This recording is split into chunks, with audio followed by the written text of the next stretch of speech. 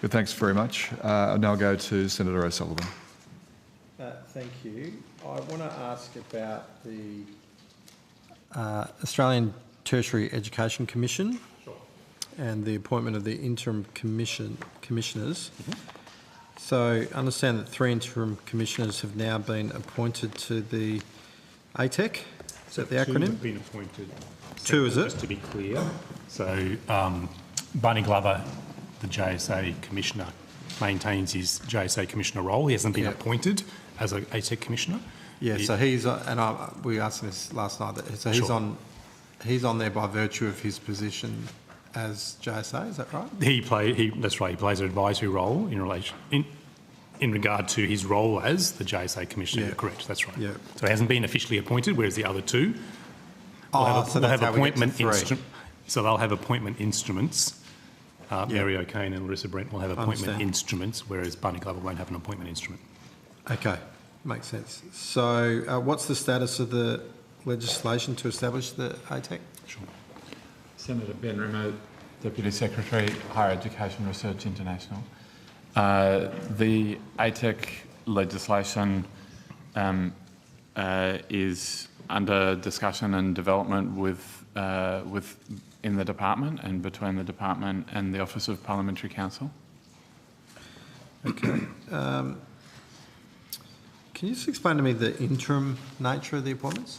Sure. So similar to how Jobs and Skills Australia was established originally, there was an interim period.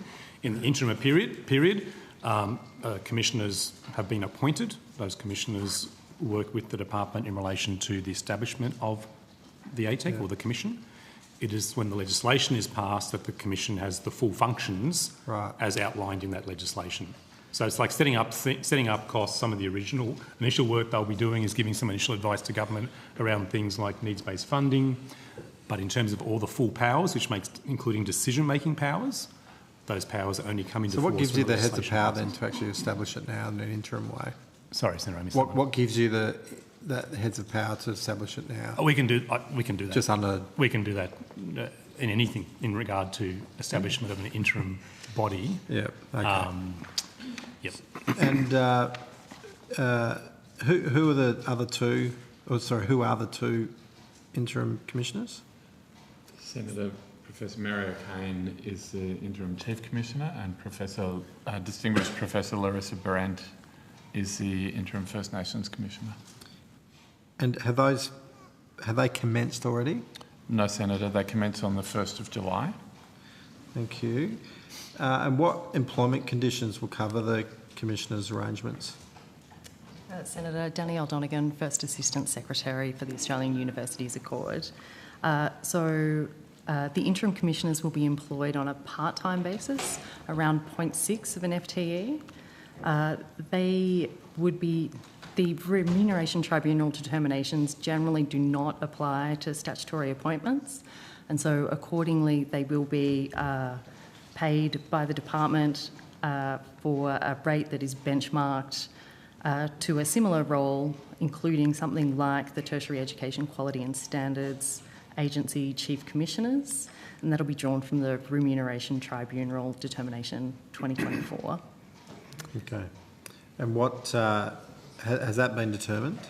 That hasn't been determined. So they have received a letter on the 25th of February to advise of their appointments.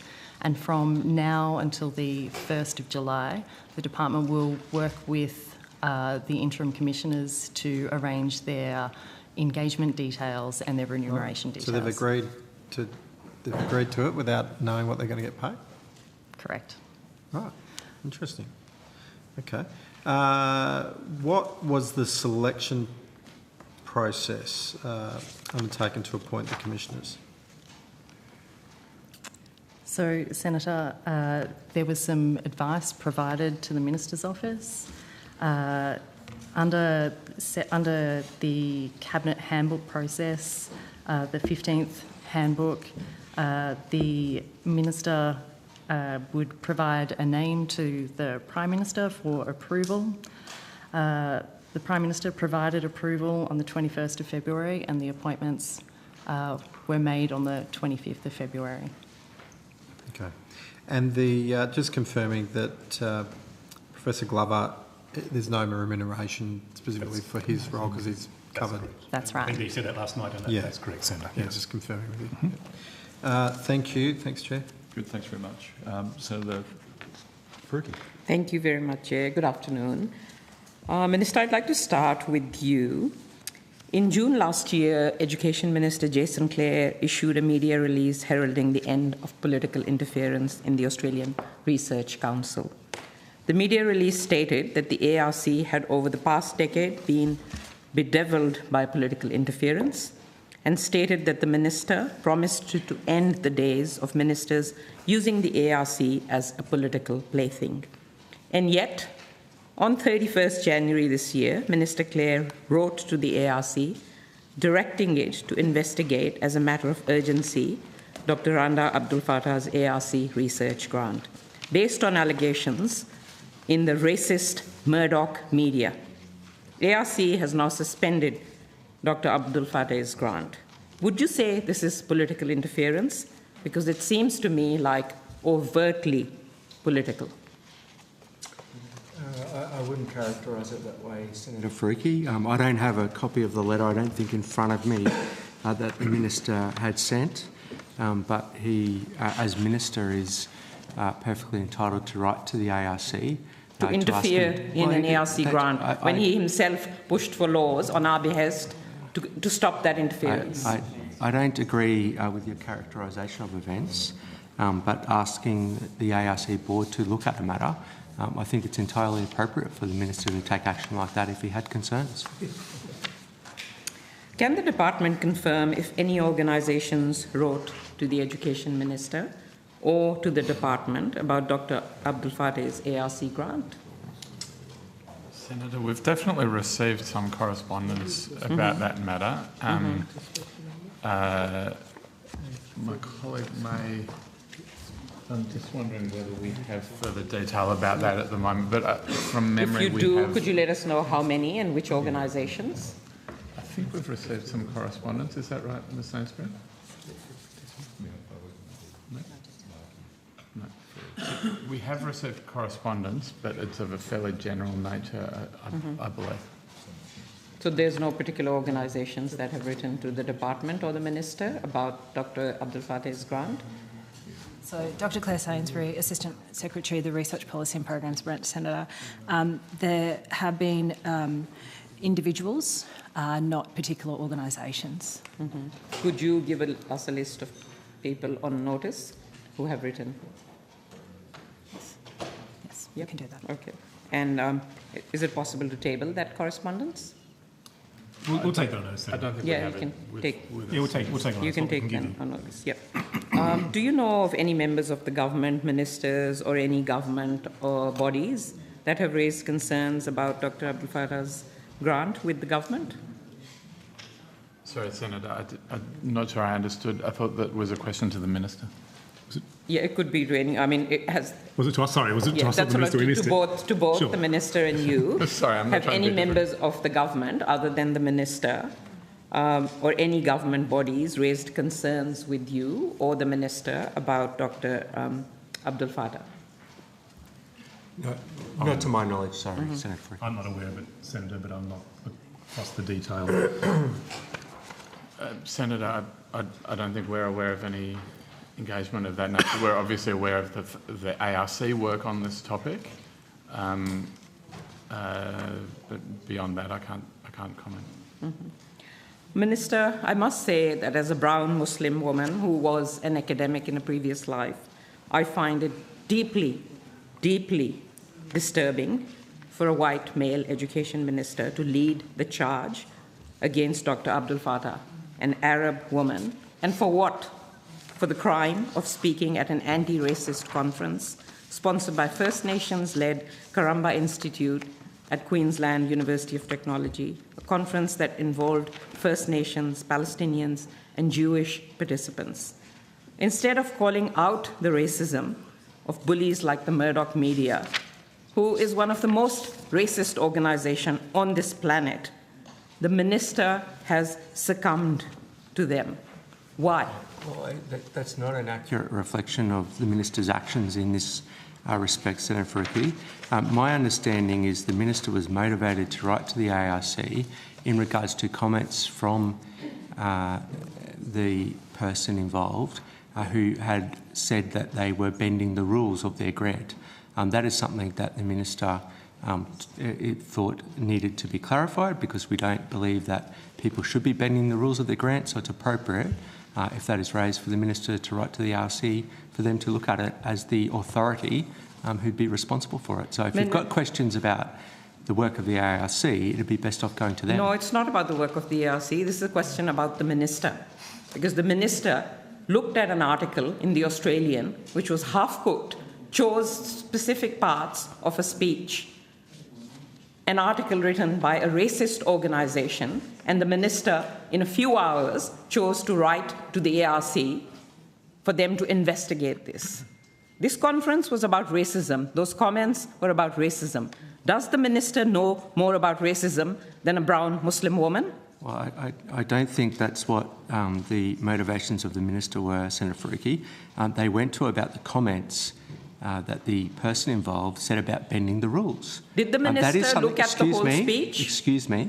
They went to the comments about the Minister, the person involved, of bending the rules. And that is something that the Minister believed that the ARC should look at, which is why he wrote to the ARC in that regard. Did the Minister have the full speech of Dr. Abdul Fattah from that conference? Or did he just rely on the Australian and the Murdoch press? I'd have to take it on notice, but the Minister takes public confidence in the work of the ARC he thinks is very important, so I'm sure he'd want to ensure that the integrity of the ARC is maintained. More than 700 Australian academics, including more than 50 at Macquarie University, signed an open letter condemning the Education Minister's interference into the ARC, demanding that he guarantees the independence of the ARC and defending the academic freedom of scholars in the face of political attacks. The letter also expresses solidarity with Dr. Abdul Fattah, Professor Chelsea Watego, Tasneem Samak, Sarah Schwartz, as well as countless staff and students across the country who are under attack for their support for Palestinian liberation. Has the Minister responded to the open letter? Not that I'm aware of, Senator Faruqi. Has the department responded? I'm not sure we've even got a copy. Have we received a copy of the open letter? No. No, we don't have a copy of that letter, Senator. The letter is available in a public space, but Minister, have you read that letter, or do you know if the Minister has read that letter and the claims within it? I'd have to take it on notice, Senator Faruqi. Minister, are you concerned that there is so much backlash from the academic community to Minister Clare's actions? I'm sure Minister Clare values input from the academic community broadly across Australia, but as I said, he also has a duty to ensure that the integrity of the ARC and the public confidence in the ARC is maintained. I think that was something that he was focused on in terms of why he wrote to the ARC to look at this matter, considering the claims by the Australian Dr. Abdul Fattah about bending the rules. Claims by the Australian Minister. Seems like the Labor government cares more about the Murdoch media and the pro-Israeli lobby than the community. Well, that's just incorrect. I have just a couple more questions, and this is to the department. As you would know, a particular definition of anti-Semitism has been adopted by 39 universities recently, and there has been heavy criticism from many sectors, including myself, about the chilling effect that definition will have. Critics of adopting this definition have slammed universities, saying it is dangerous, it is foolhardy, it is politicized and unworkable, as well as being counter to the mission of universities that centers on independent, objective debate about the world. And one of the objectives of the TEQSA Act is about promoting and protecting freedom of speech and academic freedom.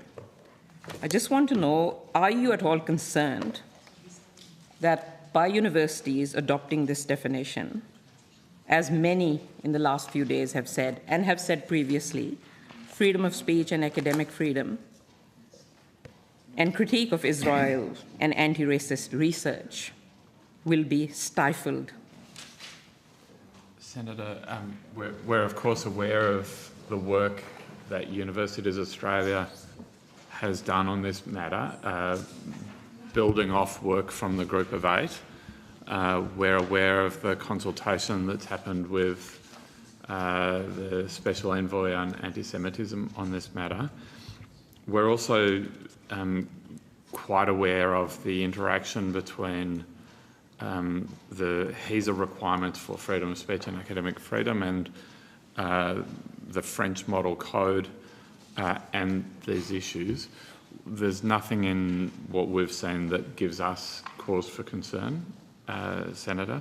The reality is that the specifics of each instance need to be looked at in context and in the right circumstances, and universities have agreed that it is helpful to them to have a working definition of anti-Semitism as they increase their efforts to tackle anti-Semitism on campus, and we, from the department's perspective, that seems like a very reasonable objective.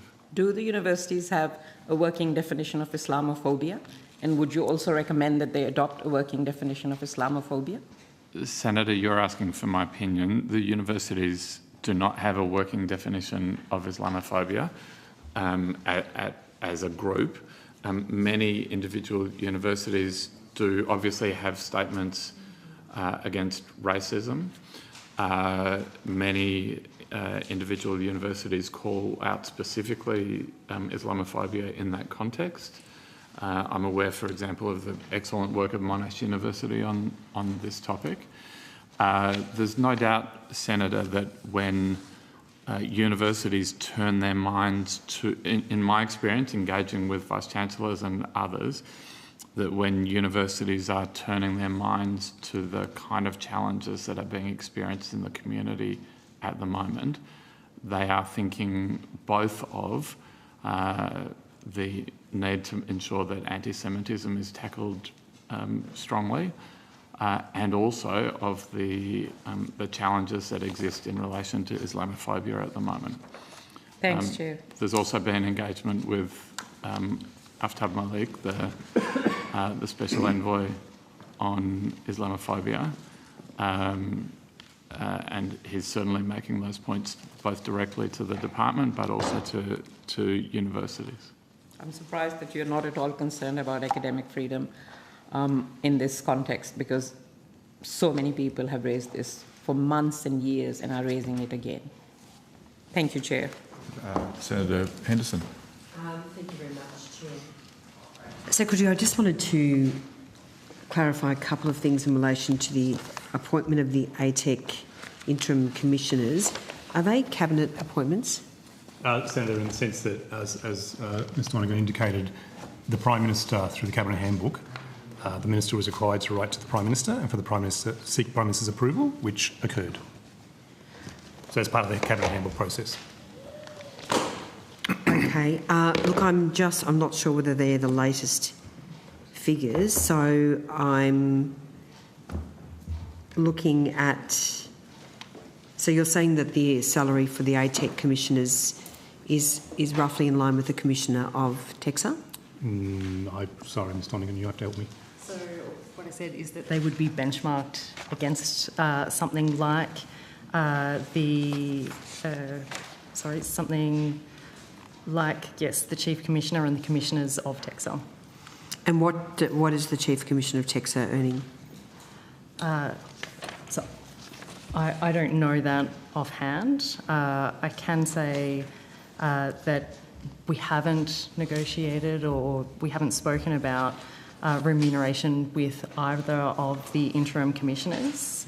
In our initial work, it would be something like $1,200 a day, exclusive of super, for a Chief Commissioner.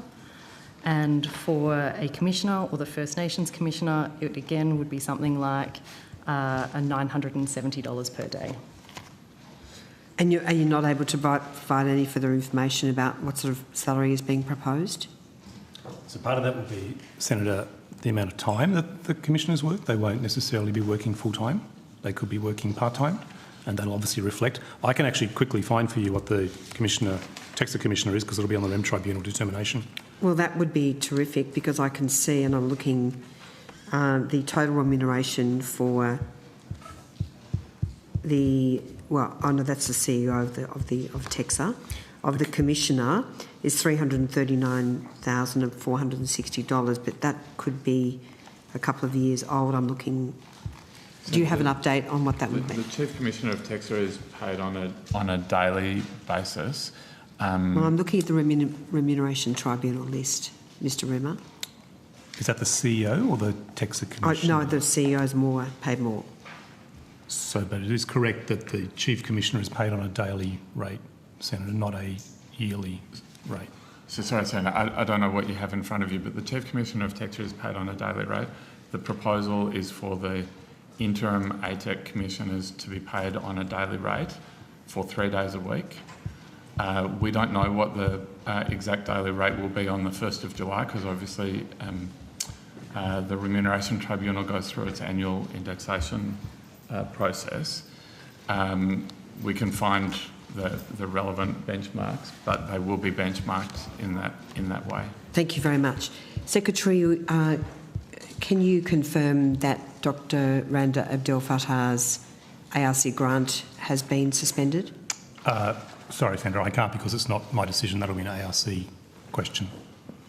ARC would do that, not Minister, not me. Minister, you just answered a range of questions which appeared to confirm that, but I just want to check. I didn't go anywhere near that, Senator Henderson. They'd be matters for the ARC. Well, you were defending the minister's decision to, Senator Faruqi raised concerns about the fact she asserted that Dr. Randa Abdel Fattah's ARC grant had been suspended, and you didn't oppose that in any way. Well, that's a matter for the ARC. Senator. No, I realise it's a matter for the ARC, but can you confirm that? No, you'd have to put it to the ARC. Okay, so that report is not correct? I don't know what report you're talking about, sorry. There's a report in the Australian Financial Review that Dr. Randa Abdel Fattah, her grant has been suspended. I'm unaware of that. You don't have it. Does anyone have any information? Senator, I can help. We are aware of the media report you mentioned. We don't have any reason to believe that it's an incorrect media report, but the appropriate authority to address your questions to is the Chair and the CEO of ARC, who are appearing in a few hours. I appreciate that. Minister, I wrote to Minister Clare last April in relation to Dr. Randa Abdel Fattah's grant, requesting that this be cancelled, citing a number of very serious concerns, and including in relation to compliance with the ARC grant conditions. Can you give me any information as to why Minister Clare hasn't acted earlier? Well, I know when matters were brought to his attention that he was concerned about, he obviously wrote to the ARC asking them to investigate. Well, I raised concerns with him last April. They included that Dr. Abdel Fattah was encouraging children to chant terrorist slogans at an encampment protest, that she had posted an image on her Facebook page which appeared to look like she was in support of Hamas. She was involved in the online doxing scandal, and she'd made some shocking comments in relation to Israel. Israel can't be rehabilitated or saved. It certainly looked on its face that there may well have been breaches of her ARC grant, and I raised concerns back then. Australian taxpayers should not be funding such activism and hate speech under the guise of so-called research. So I'm just wondering why it took Minister Clare so long to act on this. Well, I am aware that he responded to you, to that correspondence that you sent him, Senator Henderson, so he did write back to you, I think, on the 1st of May last year regarding that. Yes, and he made it clear that he was not going to, certainly in that letter, not going to take any action. But these were serious concerns that I raised many months ago, and Minister Clare ignored them. Well, he didn't ignore them. He responded to you. Can you explain why he didn't take any action? Well, he has taken action in regards to the matter that was brought to his attention that he believed the ARC should look at. Well, it was clear on its face that there may well have been some breaches of grant conditions, and that's why I raised that particular issue in my letter to him. So I'm just concerned that it has taken 10 months. It took nearly 10 months for the Minister to even raise these concerns with the ARC. The ARC did conduct an investigation. It found there was no cause to answer, which I think, frankly, is farcical. Can you also advise whether Dr Randa Abdel Fattah has been terminated from Macquarie University? It's not something that I'm aware of, Senator Henderson. Right, okay. It'd be a matter for the university. Are you able to inform me whether the ARC, on behalf of the Minister, whether you're aware of any other grants that are being investigated by the ARC at the Minister's request? I'd have to take that on notice. Thanks, Minister. I want to go to the costing in the most recent budget papers and ask about the 82,000 places budgeted. Can the department confirm when those places, these are Commonwealth supported places, of course, when those places will be implemented? Senator, the 82,000 places grow over the medium term and they're fully implemented by 2035. That's, I think, in all of the materials that refer to the 82,000 places, it's clear that that's a 2035 number. So that's the profile of that. Could you provide a copy of that profile, and could you just step me through the profile? How does that growth trajectory change up until 2035? We'll have to take that on notice, Senator, at the level of precision that you've asked.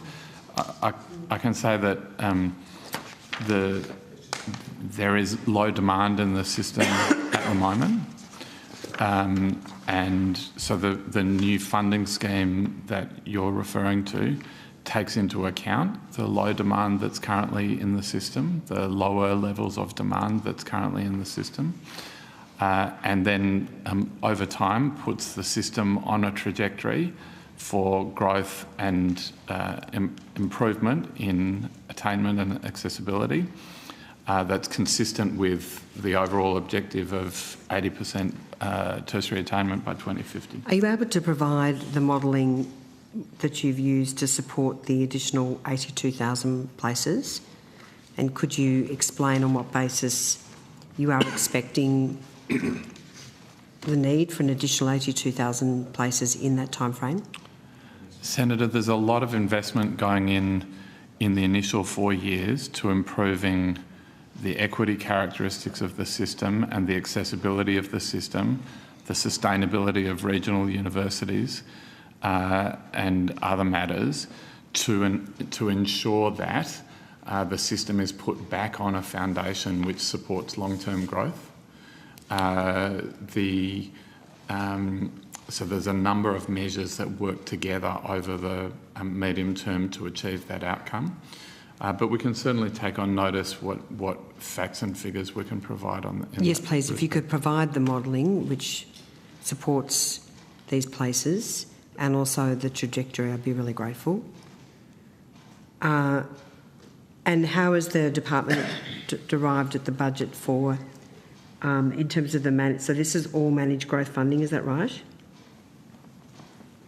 Sorry, Senator, I'm not sure I understand. Well, in terms of the 82,000 places, this is what you would refer to as managed growth funding? Yes, Senator. So the 82,000 places is effectively the increase in the Commonwealth-supported places that result from this measure. And so do these 82,000 and the costs associated with those places, has the department factored in any changes in funding clusters? There are no changes to funding clusters or the specifics of student contribution amounts or the Commonwealth contribution amounts. So it's modelled under the existing arrangements? Yes, That's Senator. right. Have you also modelled it under other types of arrangements? Have you looked at other funding arrangements? Senator, you're going to the advice that we've provided to government in a cabinet context with that question. Well, I'm asking that question. Doesn't mean it's a cabinet document. So I'm asking about that advice that you provided. So have we modelled changes to the Job Ready Graduate That's right, scheme? to the current Yes. funding clusters. Yes, we have. And can you provide us with a copy of that modelling? I'll have to take that on notice, Senator. And what can you tell us about that, what you've modelled? What other variations have you modelled? There are a number of variations that you can make to the changes of both the Commonwealth contribution and the student contribution. It all depends on the government objectives of what you're trying to achieve in order to get to a system that is hopefully fairer, is clear and transparent, as the Accord report said that a contribution rate should make. But there is no one correct answer, and so it's very hard to take on notice exactly, precisely what a new arrangement might be. What we can say is that there is no new arrangement. The funding is based on the current JRG settings. So you've modelled those changes. So you've run various different scenarios in terms of both Commonwealth and student contribution, but you haven't. The 82,000 places is funded and costed Using on the the current current funding funding system. Yes, clusters. I mean, you've obviously got a fair bit of skill in the department to do that modelling and to look at different ways in which Commonwealth supported places can be delivered in the university system. Are you confident you have those skills, Mr. Remmer, in your department?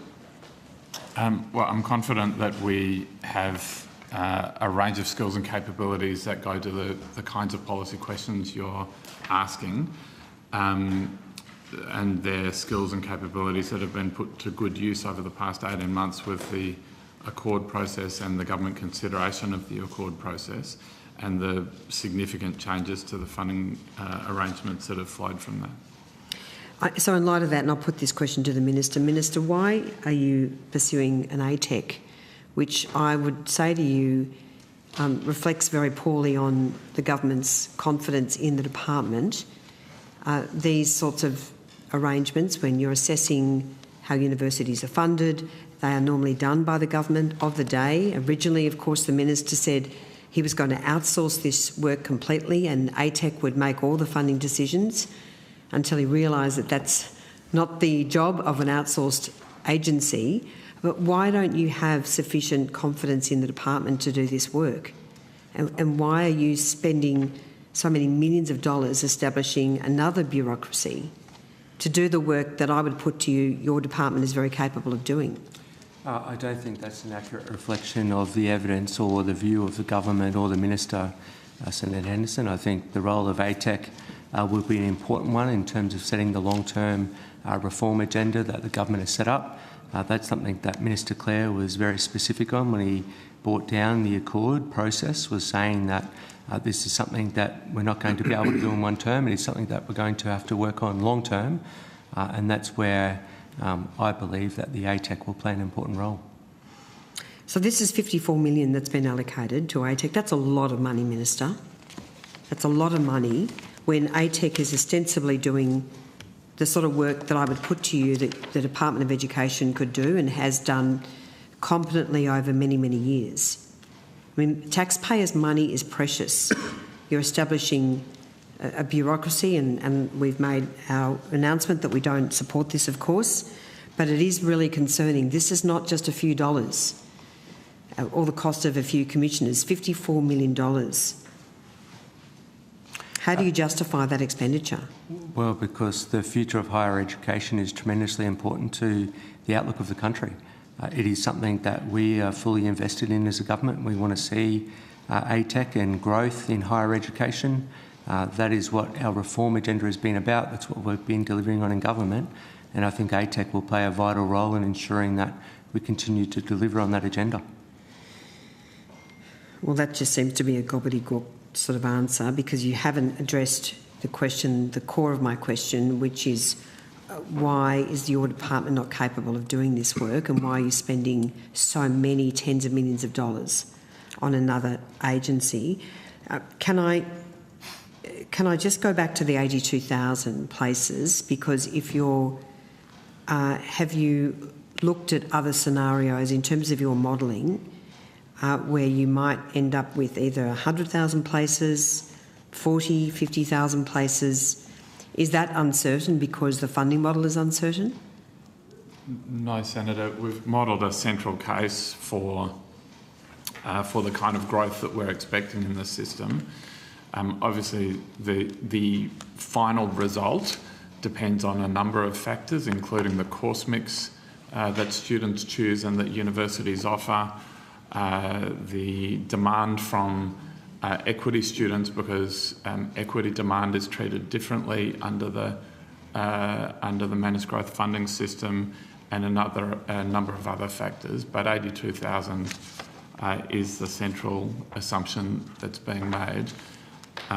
Senator, if I may add, just for your clarity, the $54 million over 10 years is for new functions that are not currently done by the department. They're things that they're literally things that are not done within the department at the moment, and that the government wants the system to be able to have available to it. Effectively, Well, sorry, Mr Remo, I understand you're not doing that work at the moment because you haven't been asked to. I'm just saying that the decision reflects poorly on the Minister's confidence in the department, which I disagree with, because there is a lot of capability by the department to do this work. And I would put to you, and look, this is not a matter for you. I understand it's a decision of government, which is why I directed the question to the Minister. But I'm conscious of time, so I just want to move quickly. Can I ask what modelling the department is using for the needs-based funding component? Can you be one notch more? So I'm not trying to be difficult, Senator, but can you be one notch more precise? Modelling about the impact on student outcomes? The needs-based funding stream. So there's a modelled funding profile for needs-based funding that is now in the forward estimates and the medium-term budget projections. There is still some detailed work going on within government about the precise makeup of needs-based funding and the precise definitions of different student cohorts, for example, and the per-student amounts of for those different cohorts. But there is an overall financial amount, an increase in funding for equity students that we're now working within, and that we will have resolved in time for implementation on the 1st of January next year. And so can you just explain exactly what you mean? Because there is a lot of confusion within the sector. Are you talking about particular loadings? How will this work in practice, please? So, Senator, this won't be a system of loadings as it is at the moment based on particular grants. This will be an amount per student. In the needs-based funding case, it will be for a low SES student, a First Nation student, or a student studying at a regional campus. And there will be an allocation based on each of those students. For every student who is a First Nation student, a low SES student, or a student studying at a regional campus, there will be a needs-based funding contribution provided to the university based on those students. That means that needs-based funding will effectively be demand-driven. So the more equity students you have in the system, the more funding there is in the system in order to support equity students. And so how much will that be per student? That's what we're working through now, Senator, as Mr Rimmer said. The final detail of that hasn't been settled, Senator. Sorry? The final detail on the question you raised. So do you have any... settled. all right, well, can you provide me with the modelling that you've done to date on the needs-based funding? So that figure, that amount of money will then go to the university, calculated on a per-student basis. Yes. Does that flow back to the student, or does that stay with the university? Senator, it goes to the university, but specifically to support students. And one of the important features of the scheme, and indeed one of the important things that ATEC will be doing, is to demand higher levels of performance and accountability from universities in return for that additional needs-based funding. And so how will you impose those additional obligations on universities, and over and above what's already occurring? And I obviously have raised concerns about the fact that there is not enough transparency and accountability in the university sector. What additional requirements will be imposed on universities? Senator, one of the key features of the Accord reforms is the concept of mission-based compacts, which are effectively an agreement between each university and government about the strategies and objectives that university will pursue and how they fit into the strategies and objectives of the system as a whole. So it will ensure that the whole is more than the sum of the parts, if I can put it like that. And one of the things that will be a central element of mission-based compacts will be precise performance objectives and the measurements that will be used to deliver on those, and I dare say the consequences of not delivering on those. Senator, there might be things, for example, that we would look at success rates. So we know that for First Nations students have a 12 percentage point lower success rate than non-First Nations students. Students with a disability have a 6 percentage point disadvantage, and low SES students have a 4% disadvantage. We would also look at the 6-year completion rates. And so, for example, we know that around 39% of First Nations students finish within that 6-year completion rate, and that is markedly different to non-Indigenous students.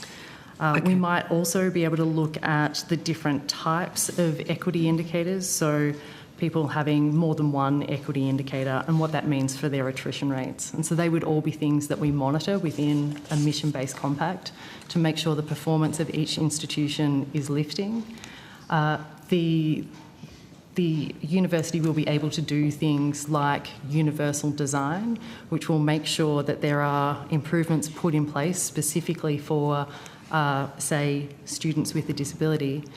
That might help students with a disability, but also the broader student cohort. Conversely, they might also be able to do things that provide very specific supports to either one group or an individual, and they will be based on the circumstances within that university and what they are thinking, and working with the underrepresented groups to make sure that it's the best. Okay, thank you very much. I'm keen to receive more information, including your modelling, please. Can I just go to... I want to understand the issue of... I saw Senator O'Sullivan sought a breakdown of the higher education providers which are over-enrolled beyond their maximum basic grant amount. I don't believe that you've provided that information, Secretary. So in questions 27, 28 and 26, 27, 28 and 29 of Senator O'Sullivan's letter. We answered that yesterday, I'm pretty sure, Senator. Yes, we did. There it is in front of me. We actually can't provide that information because we don't have that information. So we answered 25, 26, 27, 28 and 29 yesterday. And why did you have that information? Sorry, Senator, I didn't hear the question. Why don't you have that information? Senator, because the way the funding reconciliation process currently works, this will change under the new managed growth funding system, but the way the funding reconciliation process currently works is that the final student numbers that are used for funding calculations, and this has been in place for more than a decade now, the final reconciliation of 2023 student numbers doesn't happen until later in 2025. And that was one of the years that Senator O'Sullivan asked for. And 2024 reconciliation won't happen until 2026.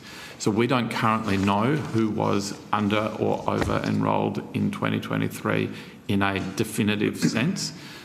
We have some informal sense of that, but in a precise definitive sense, we do not know the Okay, answer so to that what I'm question. asking for is your informal knowledge. So what do you know about the over-enrolments, please? And I assume that universities may have written or raised their concerns with you about this? Why? Not over enrolments, no. I'm not sure I understand why. So I'm asking universities would raise. what knowledge do you have about this, about over-enrolments? Sure. So we can provide some informal sense of universities that are expected to be over and under, but I would caution, Senator, that who is over and who is under changes frequently, depending on different forecasts and updates to data that universities make. It's a cause of some frustration to me, Senator, that sometimes a university that we expect to be over-enrolled ends up under-enrolled, or vice versa. So all of that is part of why we're tightening up that system as part of the managed growth funding system to get better levels of transparency and accountability. So in terms of the policy settings for the managed growth funding, what can you tell me about the caps and what is planned in relation to over-enrolments? Senator, the first thing to say is that 2026 is a transitional year. In 2026, all students, universities are able, as now, to enrol students over their funded amount. It's not necessarily something we would recommend as a strategy, but they may do that, and they receive the student contribution amounts for the students that are over their funded amount. In 2027, the system changes, and there is a base funding amount, an additional growth allocation, and then an over-enrolment buffer. The over-enrolment buffer is between 2% and 5%. But the other thing, though, the additional growth allowance is expected to be quite different for different providers. Okay, so maybe I could just ask you to place the rest of our notice. Sure. But I just want to go back to this over-enrolment data. Yeah. You said that you didn't have it, and now I learned that you've got some informal information. Do you have interim data for 2023? I'm just amazed that you are not able to furnish us with this information when we sought it. Senator, we don't have, I wouldn't describe it as interim. I would say we have some... Indicative? Sure, indicative. Expected, anticipated? We can choose your adjective. Indicative, Senator. I'd just like some information on this, please. I would accept indicative, Senator. We do have some information, but it's not accurate. I understand that because it's only indicative. It's not final. Could you please provide us with that information? We'll take that on notice. Well, we did seek it a number of days ago. And we answered the question. And we don't want to have it in 3 months' time. You so didn't ask for indicative information, Senator. You asked for information. We're unable to provide it. We've indicated we maybe have some indicative. We can help you. We've taken it on notice.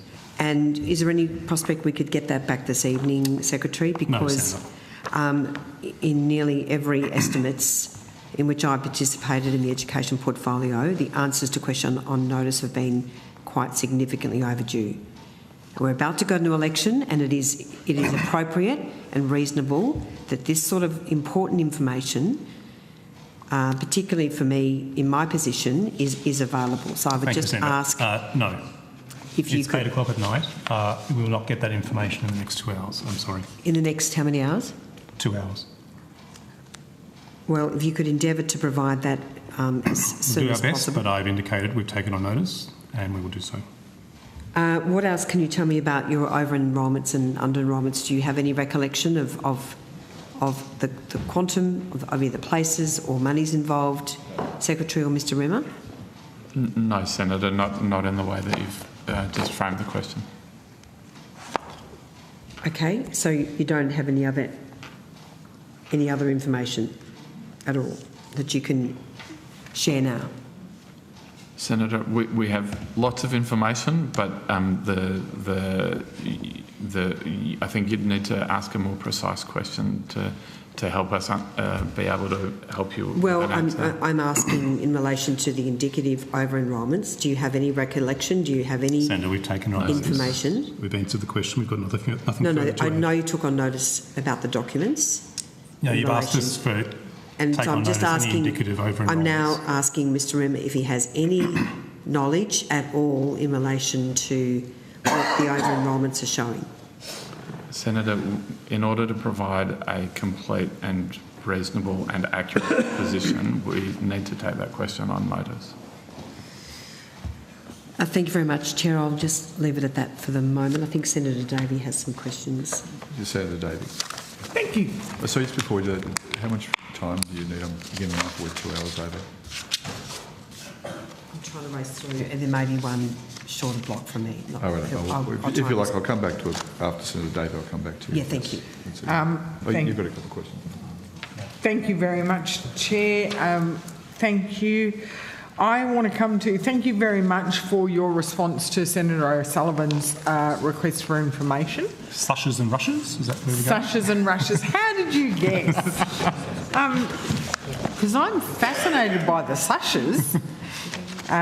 For those following on at home, these are suburban university study hubs, whereas rushes are regional university study hubs, which is a rebranding of what used to be regional university centres. That's correct. Just a brief overview. So you've given us information about there's 15 sashes in the establishment phase, which you've listed for us. Are they the only sashes? There's no sashes? That's correct. So they're all... 10 were announced in November last year. 5 additional were announced in February. How did we choose the location of the sashes? Sure. What criteria I'll is? ask Ms Morton, who's the expert at the table, to help us with that. Madonna Morton, First Assistant Secretary, Higher Education Programs and Student Experience, and I'm also joined by my colleague, Mr Williams-Weigel. It's his first estimates hearing, and Mr Williams-Weigel looks after the program as well. Senator, you're quite correct. So the process that we undertake with the suburban university study hubs is that we run a competitive process.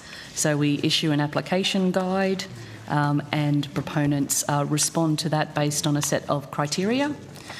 For the suburban university study hubs, Mr Williams-Weigel will talk you through what the criteria are for those locations, but effectively we put a call out, respondents respond to that in terms of the eligibility criteria, and then a panel is formed that assesses those applications. So it's a competitive process which is similar to rushes. Correct. Yes. But are the guidelines and the other considerations the same? No, they're quite separate. So the regional university study hubs are based on obviously regional and remote classifications, and we use the ABS data for that in particular. For the suburban university study hubs, we used a different classification, which was looking at, I can't remember the exact name, but it's ABS data, and we're looking at particular suburban kind of clustering and classifications for those. So I think it's just statistical area 2 in particular that we look at, which is a measure of the areas of disadvantage. Within that we look at quintile 1 and we look at quintile 2, which between them represent the lowest 40% of disadvantaged. And are things like public transport, access to other campuses? Yep. So one of the areas for consideration, so we have formal assessment criteria and then we have other areas for consideration that we look at. Geographic location is one of those. We do take into account how far they are from by public transport to other locations, including other universities, other facilities as well. Because I know, and I'm particularly interested in the Western Sydney sashes. Yep. As you can imagine, when I look at Fairfield, which is within 15 kilometres of other actual university campuses, and Liverpool, which has been University of New South Wales is the lead organisation, but it's within a very close walking distance to the train station, and there's campuses there. Like 15 kilometres to someone like me is. I understand your point, Senator. The neighbour's place. Yeah. So and all of a sudden you've got a university hub right next door to a campus. It varies a little bit. So in terms of specific locations, sometimes it depends on what that campus is actually offering. So, for example, we looked at one of the campuses and it was only one building that offers a very discrete range of services. It doesn't offer a very expansive range of services. We also look at quite thoroughly at population density. We look at the growth of the population. We also look at kind of the forecast for how the population will grow in particular. So it's not that we just apply a simple hard and fast rule. We actually look at what is the additional, I suppose, the additionality of the service offering that location would, or that proponent would bring to that particular area. When you do the competitive process for SUSHs, have you already determined the location and then you open it up to, if you want it, who can run a SUSH, as opposed to in a rush you've got predominantly community groups who come together going, we would really love a centre here, and so it's not a... So this was the first round, the first cohort, of the Suburban University Study Hubs. So where we started in the process was mimicking what we do with rushes, which is not necessarily having a preconceived idea about locations beyond that eligibility criteria that I spoke to you about in terms of suburban, looking at a statistical area too. Once we received that, the first round was very much look at what were the quality of the applications, what they were bringing to the table. We do like to get a mixture of providers as well, so we very thoroughly go through and see what the market is offering. In the instance of this round, then our analysis sort of showed that there were pockets in Brisbane, Sydney and Melbourne, which I think was a recommendation of the Accord previously, that we should have a look at those particular locations, and we realised that there probably wasn't a lot of targeted support in those locations. So then we ran a second targeted round that actually specified we were looking at Brisbane, Sydney, Melbourne locations and called for applications based on those. Senator, just one thing to help with an answer to your question is one of the best features of the regional version of this program is the degree of community connection. And that is a very important criteria in the SUSH selection process. So we're not kind of going out and saying, any organisation can just create one of these things from scratch. We're looking for organisations and proposals that have really deep connection. I mean, an example of that is Mecca in Western Sydney, Matt Druitt, but even Ben Lee with the Busy Group there, or Playford and Elizabeth in Adelaide, which have very strong local council connection. So that core feature of the regional university program, regional hub program, has really been brought into this program. Which I get that, but that also brings in the question then, because you've got the Mecca and you've got the Busy Group, which are, and Curry Community Services, obviously community-led projects, but then you've also got TAFE and universities who already get government funding. Are they kind of double dipping? No, Senator, because they've proposed to us to do new additional activities that are not currently done in the system, and to take a particular focused deep dive effort to improve participation and connection in a suburban area. And while you've very astutely found the kind of the Liverpool example where there's another campus kind of reasonably close, in most of the 15 cases, these are what you might describe as tertiary education deserts. These are places with relatively low levels of attainment. To give an example, Beenleigh, the Queensland overall university attainment rate is 32%, but Beenleigh is less than half that. So that's just an example. And part of the reason for that is that actually there aren't that many local facilities around that. And probably just to add to Mr Rimmer's commentary as well, these are providers who are agnostic. So they don't just work to service a particular university cohort from a particular university.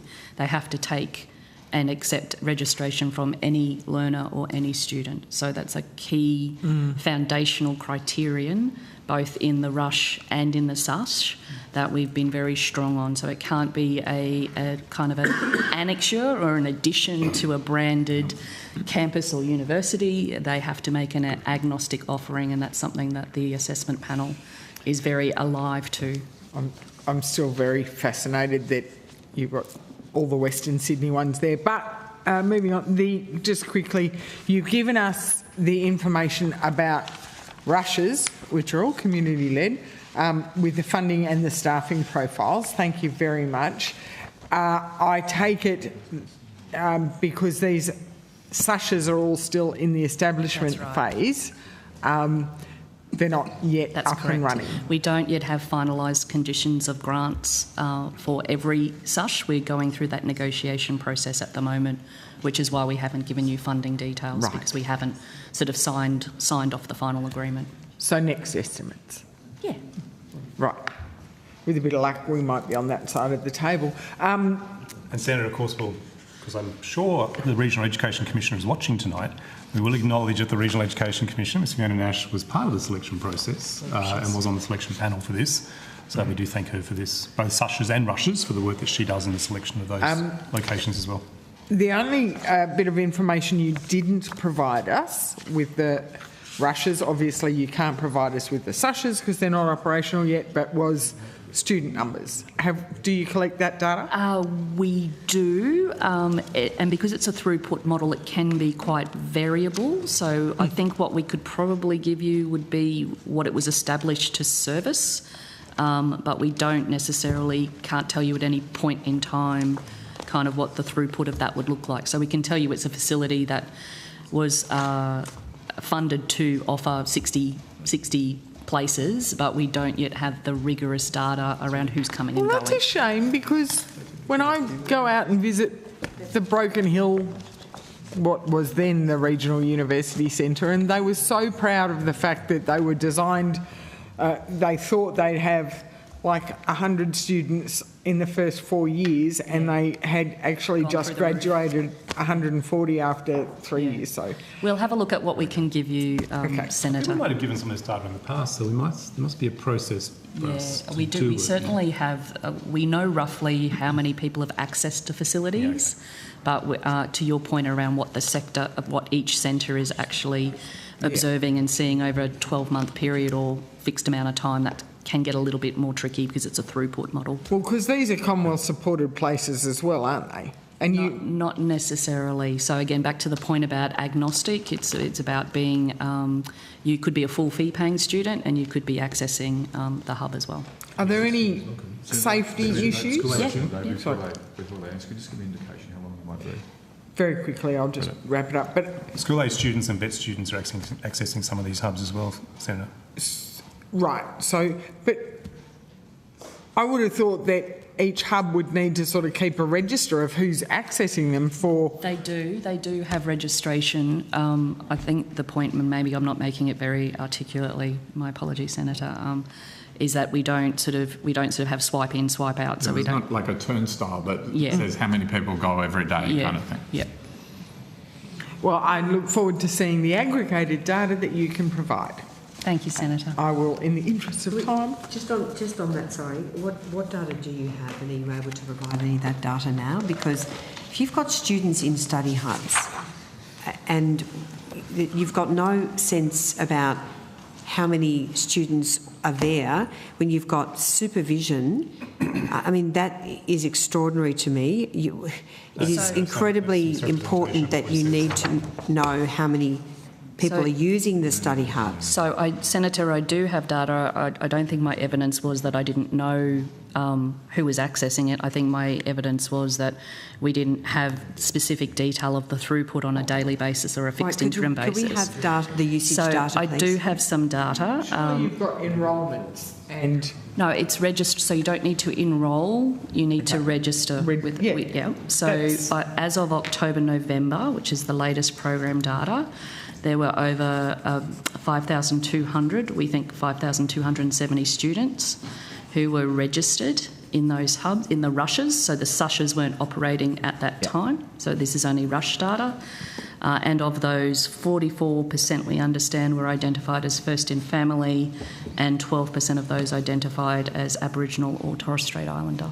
So that's That's from October, November 2024, and that's only the rush data. Yeah. And that was 42 rushes then in operation. That probably would have gone up by now as more have come online, and that was about 5,270 students. So can you table that? That's the only data that I've got, but... You've only got data from that period. Surely, if you've got the data from that period, you would have the data from other periods. Could you provide us with the table of... I'm happy to look at what we've got, yeah. Could we just have what you've got now, please, so we can have a look at it? Could you table... I've just heard what we have now. Sorry. I've literally read what I've got. Okay, could you please table what you're reading? No, Senator, because it's got notes all over it, and it's got my calculations in the corner. All right. Well, could you please provide that data? We did. I think it was sought, and could you please provide it by hub as well? Could you break down the number of students we'll registered? We'll have a look at what we've got. Yeah. Thank you. At each hub. That's what I wanted. Yeah. Yep. Done? Oh no, I've got more questions. Oh, right. But did you want to go? No, I was going to let you go because I was wondering how long you might be. Senator Brockman's got some too. You go to that. Can be very, very quick, Chair. Yep. Sounds good. You're in. Fee-free uni-ready places. Yes, Senator. That's a mouthful. It is. It is. We're ready to go, right, people? Yep.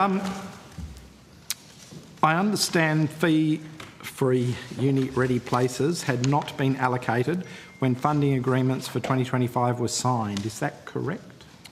No, Senator, that's not correct. So there was an allocation. So there were two parts to the fee-free uni-ready process for 2025. One was an allocation to universities, and that was an allocation of 8,211 FIR places, and providers were notified about that on the 27th of November. So that was the first component. Yep. Then there was a competitive allocation process for 454 places, and successful providers were notified about that on the 7th of February 2025. So firstly, the allocated places, that initial allocation of just over 8,000, was that just allocated based on enrolment numbers? What was that was based on actual delivery levels. Delivery levels? In 2022. How measured? Sorry, Senator. Sorry, measured the year before. Measured in 2022. So, Senator, the previous funding arrangements for this scheme were quite messy. I don't think you have time to hear about them. The safest source of a baseline for the program was what universities actually delivered in 2022. Okay. And that was reflected, I believe that was reflected in the initial funding agreements that went out. Yep. The thing that was not reflected in the initial funding agreements was the 454 competitive places, and they were added to funding agreements that were circulated, I believe. Sorry, how many was that again? 454. Sorry, it's getting late. 454. Yes, and as Mr Rimmer said, that was then included in updated funding agreements. That went out, I think, last week or week before, and they're due back to the department on the 6th of March. So 8,211 allocated. Yep. And then 454 were tendered for. Yes. Yep. How was that process? What was the evaluation process? There was an assessment undertaken through that process. So providers had to respond to essentially a request to apply. There were 3 selection criteria for that process. So they were assessed on how the proposed courses used evidence-based strategies and how the institution has proven results in the student success in these programs. That was criterion 1. Criterion 2 was that to detail the expected levels of unmet demand from students, what the plans to support expansion of current enrolment levels would look like, and why current funding arrangements couldn't meet that demand. And then criterion 3 was for them to outline and describe any existing initiatives they participate in, as well as any further steps they will take to increase the participation of students who from underrepresented backgrounds in FER courses. And in terms of, was that oversubscribed, that 454? How did that? So, Senator. Yes, it was. Yeah. Okay. By many times. What proportion could be funded within the budget allocation? Oh, I'd have to take it on notice. I have in mind that there were 3 times more places requested than funded, but we'll take on notice the precise number. Around a third, but you'll take the specific number on record? Yep. All right, I'm happy to leave it there, Chair. Good, thanks very much. Senator Henderson. Thank you very much, Chair. Secretary, Senator O'Sullivan wrote to you on the 26th of February asking for the documents that I've been seeking through this committee and through estimates I think my request first started about 18 months ago. And they're the documents in relation to the university's accord, the initial correspondence from the department between the panel, and then, of course, there were the 2 Senate orders for the production of these documents, Motion 719 and 772. Are you able to provide those documents that I'm seeking? No, Senator. And why not, Well, Senator, Secretary? what you've asked for, I understand, is copies of each draft of the University's Accord final report provided to the Department or the Minister for Education. In terms of copies of drafts of the University Accord final report provided to the Department, there would be hundreds. Final reports were being drafted from the 1st of July last year. The Department was part of that process, as you would appreciate, and so to do so would require us to continue to go through each of those drafts to redact what needs to be redacted. You didn't ask for any drafts that have comments from panel members, so we'd have to redact those comments.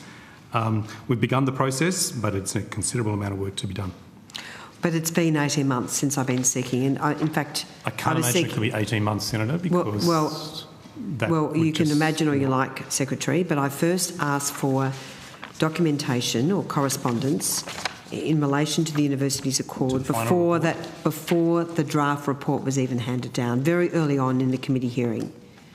And this has been an ongoing refusal by the Minister to hand over these documents, because I am deeply suspicious about the way in which the department has operated in concerning the work of the university's accord panel, and I think there's a very real reason why this is being kept secret. I mean, this sort of secrecy is just not acceptable. There's been 2 orders for the production of documents made by the Senate, Secretary, and they were narrower. They were actually narrower questions. So I'll go to those questions, Senator. Because you've actually indicated what they are. There's been various different types of requests. So copies of each draft is exactly what I read out before. The request from the Senate order was the copy of each draft of the University Accord final report. There would be tens, if not hundreds, copies of drafts of University Accord final report. That's what you asked for. So it's not narrower than what I read out before. It's exactly the same. But just to be clear, I've asked for other correspondence in relation to the work on the university's accord in over a period of 18 months through various committees. On notice, I was told, yes, we'll take that on notice. They've never been given. Not one page, Secretary.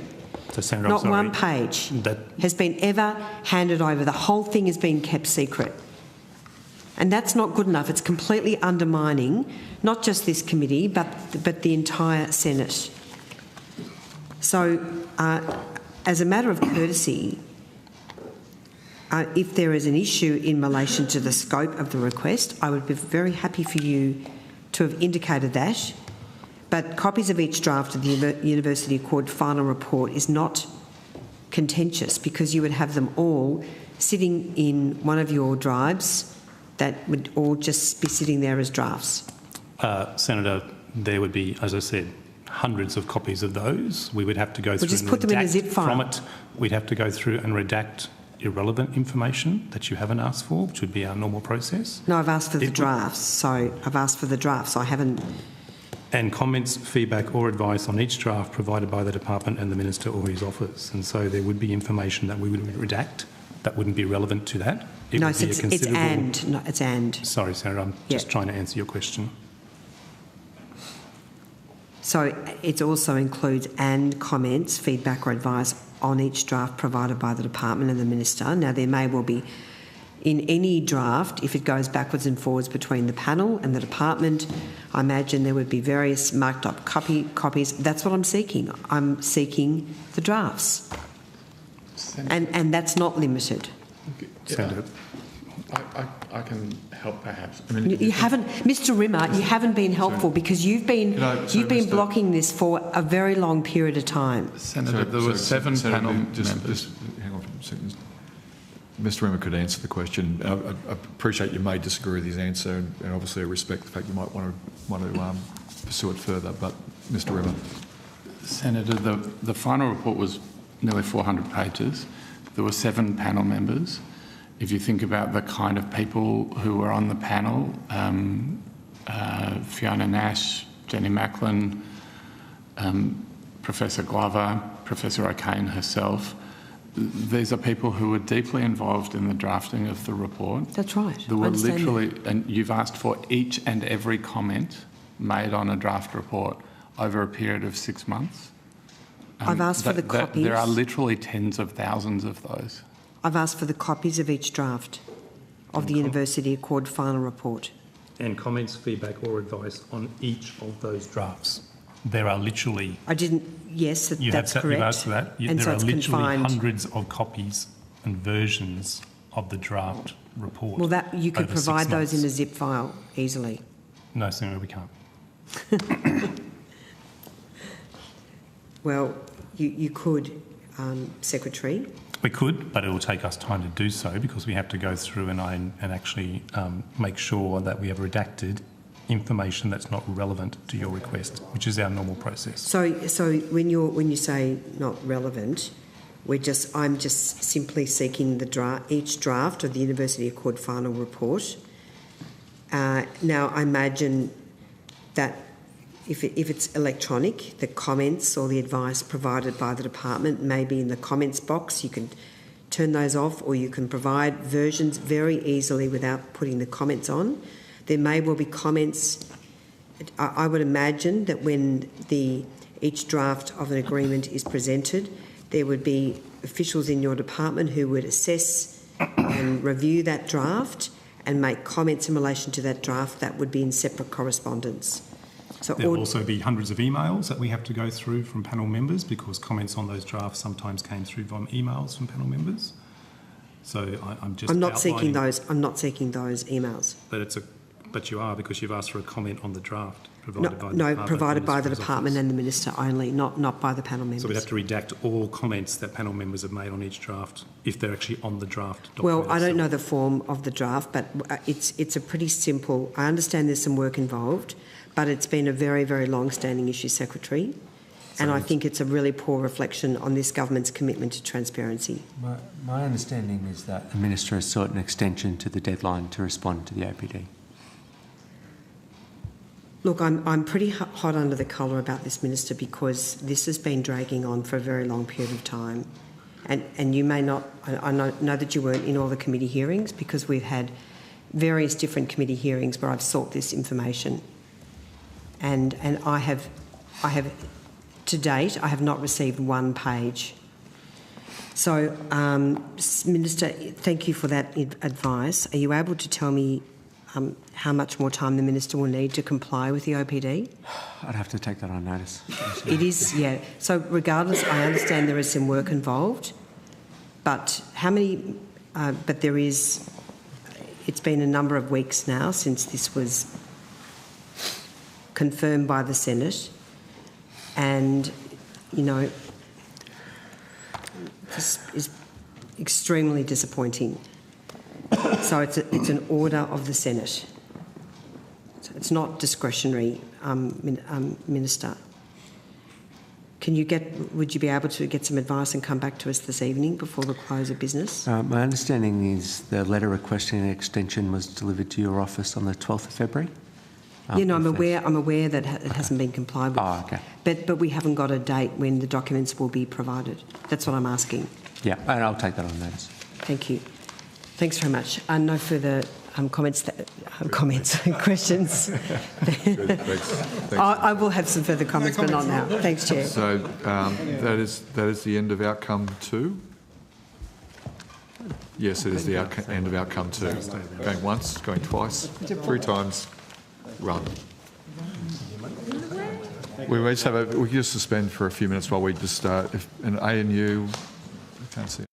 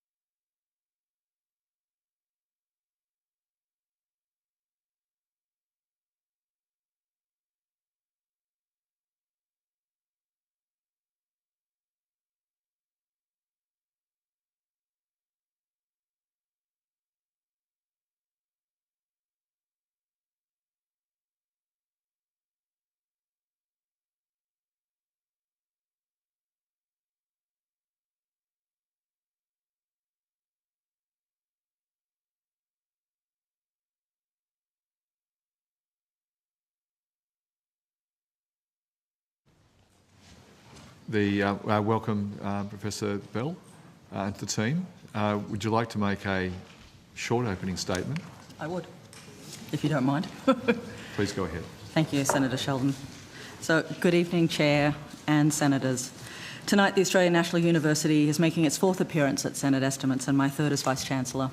I'm deeply privileged to be the steward of our National University, and I'm here representing our students, our staff and our 140,000 alumni all over the world. I grew up in Australia in a household that didn't have a lot of money. I was raised to believe in the power of education, the importance of hard work, and the idea of service. My mother won a place at university when I was a little girl, and I came to understand very personally what a university education can mean in terms of creating opportunities and changing lives. I've been fortunate enough to pursue a university education, and it's helped change my life too. My story is one of many from across Australia and here in this Parliament. And access to education empowers our young people and makes possible a better and more prosperous future for them and for our country.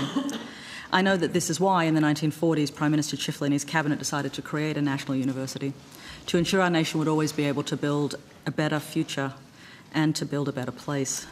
The Act that establishes the Australian National University makes clear our obligations, first amongst them, advancing and transmitting knowledge by undertaking research and teaching of the highest quality for Australia, Australians and those who come to us from overseas. And that's what we do. It's been 112 days since our last appearance here, and I wanted to update the committee on what we've been doing to fulfil our obligations to our staff, our students, our partners in research and to the Australian community. We've graduated more than 4,000 students who will take up roles in government and industry, who will start their own businesses and work in family ones, and who might even continue with further study with us or elsewhere. Their education and the skills they've learned at our university will contribute to Australia's future and future prosperity. And just this month we welcome 4,000 new students who will be undertaking degrees in our campus in many areas, focusing from the Asia Pacific region to nuclear physics, computer science, economics and philosophy. Many of our students will choose to do a double degree, which allows them multidisciplinary focus for their research and education, whilst providing the flexibility for them to work while they study. Advancing and transmitting knowledge, it seems, takes many forms. Earlier this week, Catherine Livingstone, Chancellor at UTS, I know it's weird to talk about someone else's Chancellor, but I will talk about Catherine Livingstone, described universities as the knowledge infrastructure for our nation. I think she'd agree that the participation of ANU as the Australian hub for a Rio Tinto Centre for Future Materials is an excellent proof point. This is a $240 million commitment by Rio Tinto to support research into sustainable sourcing and use of minerals. Our first contribution will be to focus on finding ways to reduce the demand for copper and extract it from the ground in the most sustainable ways possible. Drawing from my own experience, I also know that creating spaces on campus for all people means finding ways to remove barriers, and this takes many forms. In the last month, we've opened new childcare facilities to replace ageing ones. This provides more than 200 places for children of our staff and students. It's critical for working families to have reliable, high quality and affordable childcare right on campus so they can participate fully in university life. Like all complex organisations, we're experiencing the very real challenges of being an employer in the 21st century. ANU has operated outside of healthy financial tolerances, and the university in its current state cannot be the one that the Prime Minister imagined all those years ago. Since the pandemic, we've accumulated an underlying operating deficit of nearly $600 million. This is the time for us to make difficult and important choices to ensure our long-term financial sustainability, to return the university to a stable footing and a viable future. We've introduced a range of new operational controls to give us better line of sight over our financial performance. These are not always popular, but they are essential, and I want to thank our community for coming on this journey with us. Just this week, we opened a voluntary separation scheme, and I also want to thank our union for their partnership in making this scheme available to our staff. But like many in our sector, finances aren't our only challenge. Over the last 15 months, the world has experienced upheaval and conflict, and our campus has not been unaffected. We are very clear about who we are and what we stand for. There is no place for racism, discrimination or vilification of any kind at the ANU. There is no place for anti-Semitism or Islamophobia at the ANU. I and my executive team and our community abhor and reject these behaviours totally. I know there has been much interest in our sector and how we're responding to these important issues, and we know there's more work to be done. We're committed to doing this in collaboration with our students and our staff and in partnership with the government and the special envoys. This means continuing difficult but respectful conversations, balancing academic freedom and freedom of speech, and also spending time examining our policies and procedures and whether they remain in line with community expectations and Australian law. Tonight we are here to continue the conversation about the National University and our commitment and service to Australia, and we look forward to answering your questions. Thank you, Chair. Thank you. Senator Faruqi. Thank you, Chair, and good evening, everyone. Vice-Chancellor, ANU has announced its intention to reduce staff expenditure by $100 million by January 1st, 2026. How much has the ANU reduced staff expenditure by so far? Thank you for the question, Senator Faruqi. And I need to just open that question up a little bit further. What we've committed to is reducing the overall operating base of the university by $250 million by the beginning of 2026.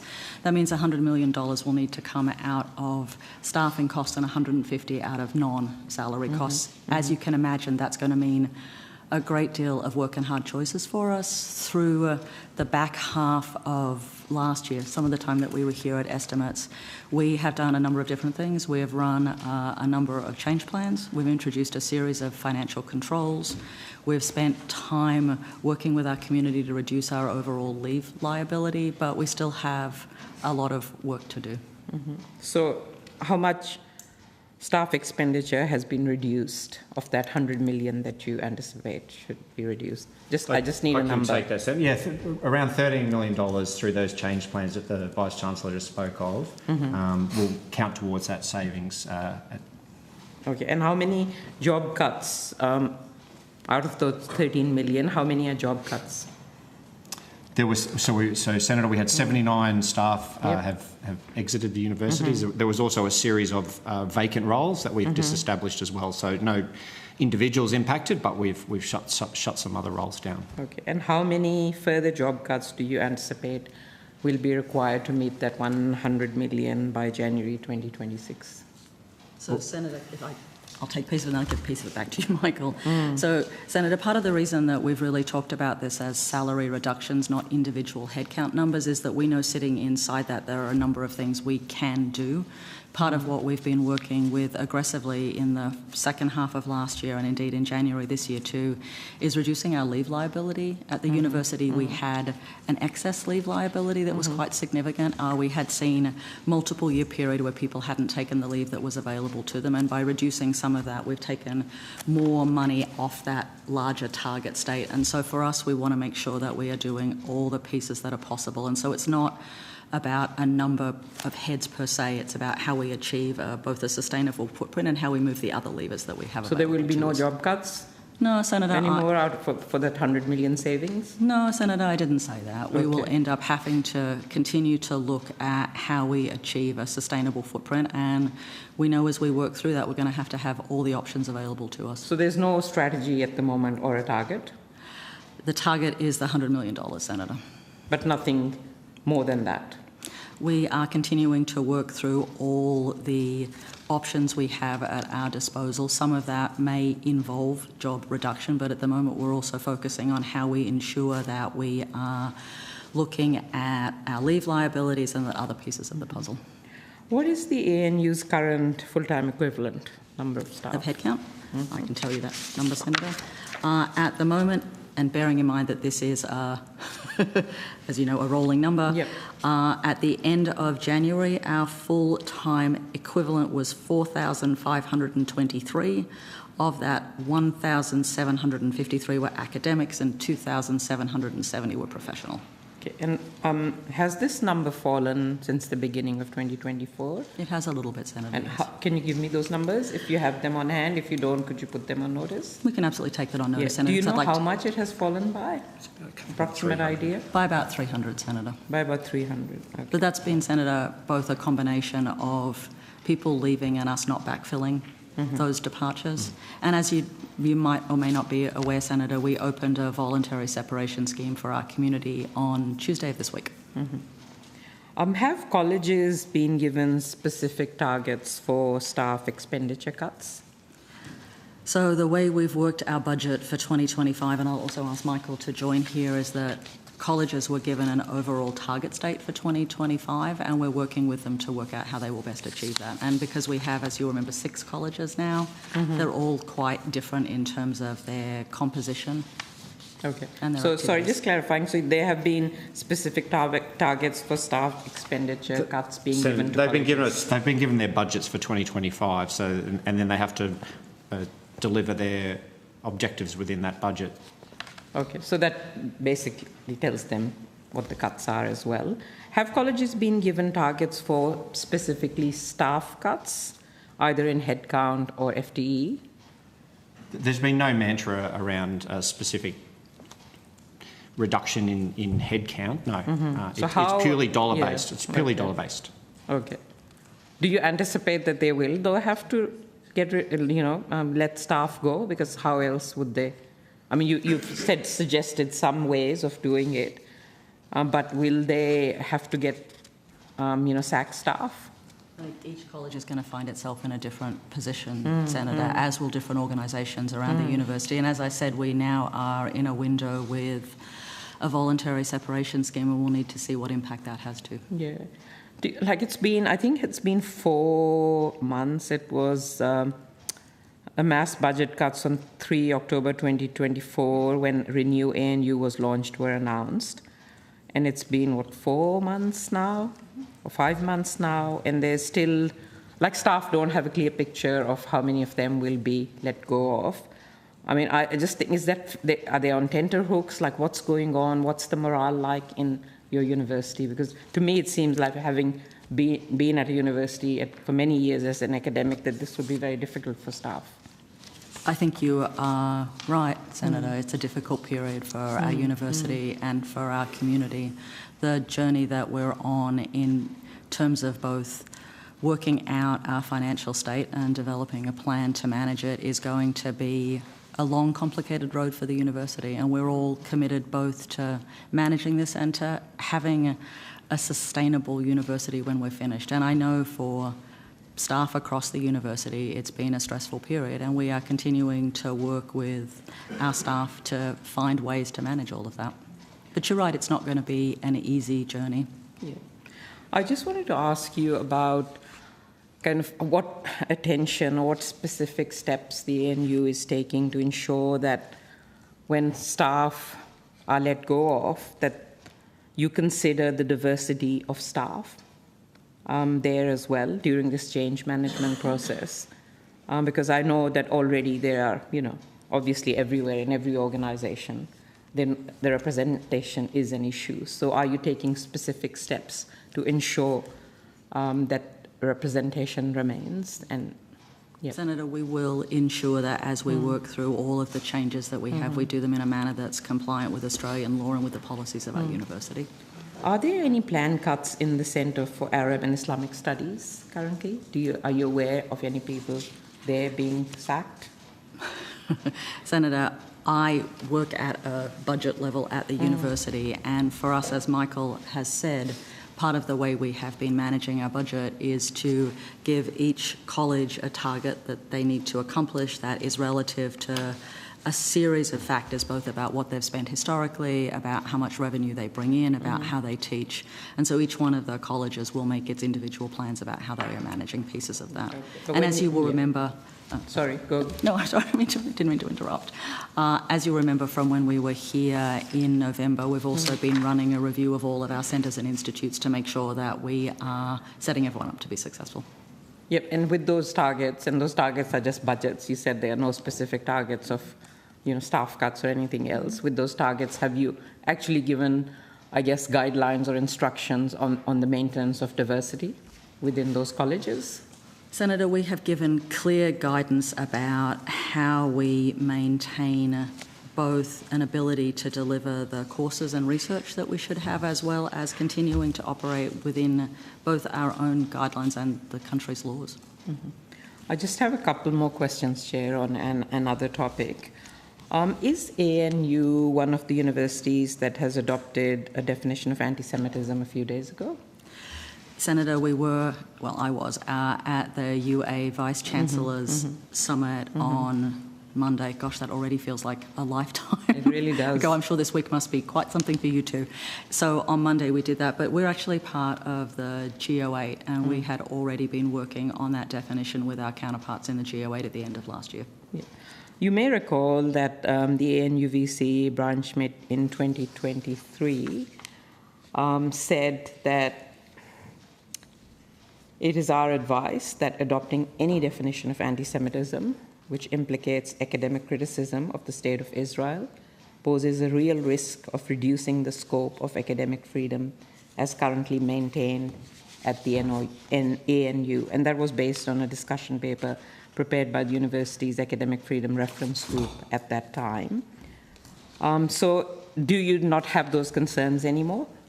So I was not part of those decisions, clearly, as you will understand, but I would like to ask Tony to contribute to that, as he was part of that working group and part of the evolution of this conversation, and also Senator Faruqi was on the G08 working group. Yes, so back in 22-23, we were approached by the parliamentary friends of the IHRA to consider adopting the IHRA definition.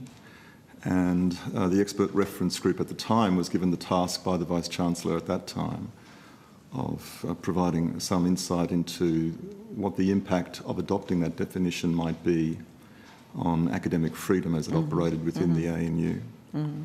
The view of that expert reference group was that there was some risk that adopting the IHRA definition in total, in the whole of that definition, might at some point in the future, if it were interpreted in a certain way by decision makers and others, limit, reduce the scope of academic research and teaching, potentially, particularly in relation to inquiry into and potential questioning of the State of Israel, its government, its actions, and so on. That is still the view of many academics and experts, that this definition of anti-Semitism also has exactly the same implications. Critics of adopting this definition have actually slammed universities, calling it dangerous, foolhardy, politicized, and unworkable, as well as being counter to the mission of universities. One of the academics, Nama Blattman, who is a scholar of settler colonialism and Israel-Palestine, has said, as a Jewish Israeli academic who researches and teaches in the area of settler colonialism and Israel-Palestine, I fear this definition will have a chilling effect on scholarly work criticizing the state of Israel and the political ideology and impacts of Zionism. So I guess what I'm asking you is that the concerns that the university had at that time are still concerns that many have at this time as well. So why would you put academic freedom and the mission of a university at risk? The current UA/G08 definition will be coming before Academic Board for consideration shortly, in the next few weeks. And at that point, all points of view on the board will be given the opportunity to be heard and considered very carefully. Thank you, Chair. Good, thanks very much. I just want to hand over to the Deputy Chair whilst I ask some questions. Yeah, I'm going to ask some questions. I was handing over to the Deputy Chair. The Chair. Oh, I'm sorry. Sorry. That's all right. No worries. Just trying to help. So you're stepping down from the chair. I just want to go to thanks for joining us tonight. And as you outlined, it's seriously serious concern about what's happening across ANU with the loss of staff and the deficit. I just want to ask some questions and get some clarity. Just on the with the $600 million underlying deficit, and of course it hasn't come in 12 months. Some reports suggest that the ANU have been in an operating deficit since 2019-20. Is that correct? So the operating deficits have been accumulating since 2021. And so, as you will be aware, Senator Sheldon, we report our finances through the annual report. Annually, that annual report has been clear about the underlying operating deficits for the university. There was certainly plans at the end of 2023 to grow out of those deficits, but the reality is a combination of external headwinds and lack of internal controls have meant that we find ourselves in a position where we need to address the... Yeah, can I just go to... just want to unpack something. I'm just quite interested. I know like 2019-20, obviously COVID, 2019-20, 21, COVID, particularly the full thrust of COVID and how we met that challenge. Of course, recall that, as many would recall, that JobKeeper was paid from the 30th of March to the 28th of March, 30th of March 2020 to the 28th of March 2021. Did you ever do any calculations about what the consequences were of not receiving JobKeeper? I'm just intrigued, that's all. Not that I've seen. I was not there at the time, Senator, but yes, I'm aware the university did not receive any JobKeeper. Did you see?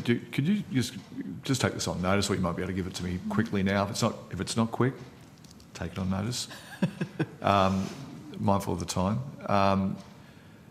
Just what the wages bill was that would cover that period of March, 30th of March 2020 to the 28th of March 2021.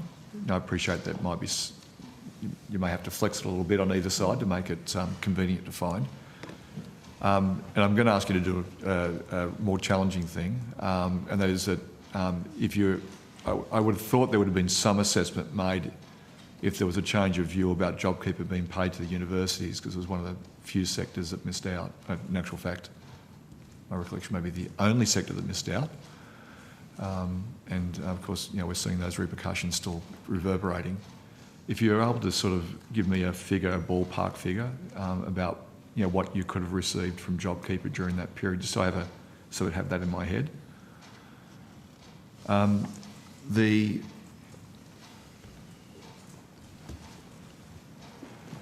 just want to go to an important question. I'm sure it's been raised in many quarters, but it's one that I should be putting on the record now here as well. On the 22nd of October 2024, in the Canberra Times, reported the ANU's Chancellor response to questions on ANU's current financial situation included the following: many members of staff have been part of the inefficiencies that the university is now seeking to address. Now, this suggests that staff are to blame for ANU's current financial problems. Are you able to clarify which staff the Chancellor was referring to when she made these comments? Senator, I would never dare to put myself in the shoes of my Chancellor and about what she might have been referring to. What I am clear about is that we have been through multiple years of financial challenges, and when you look at the benchmarking data in our sector... I was asking about the Chancellor. If you can't answer the question about the Chancellor, and she's not expressed her view to you about what she meant, and you haven't spoken to her about what she meant? No, sir. Has anyone else at the table spoken to her about what she meant? It seems a pretty dramatic comment. I would have thought someone would have asked her.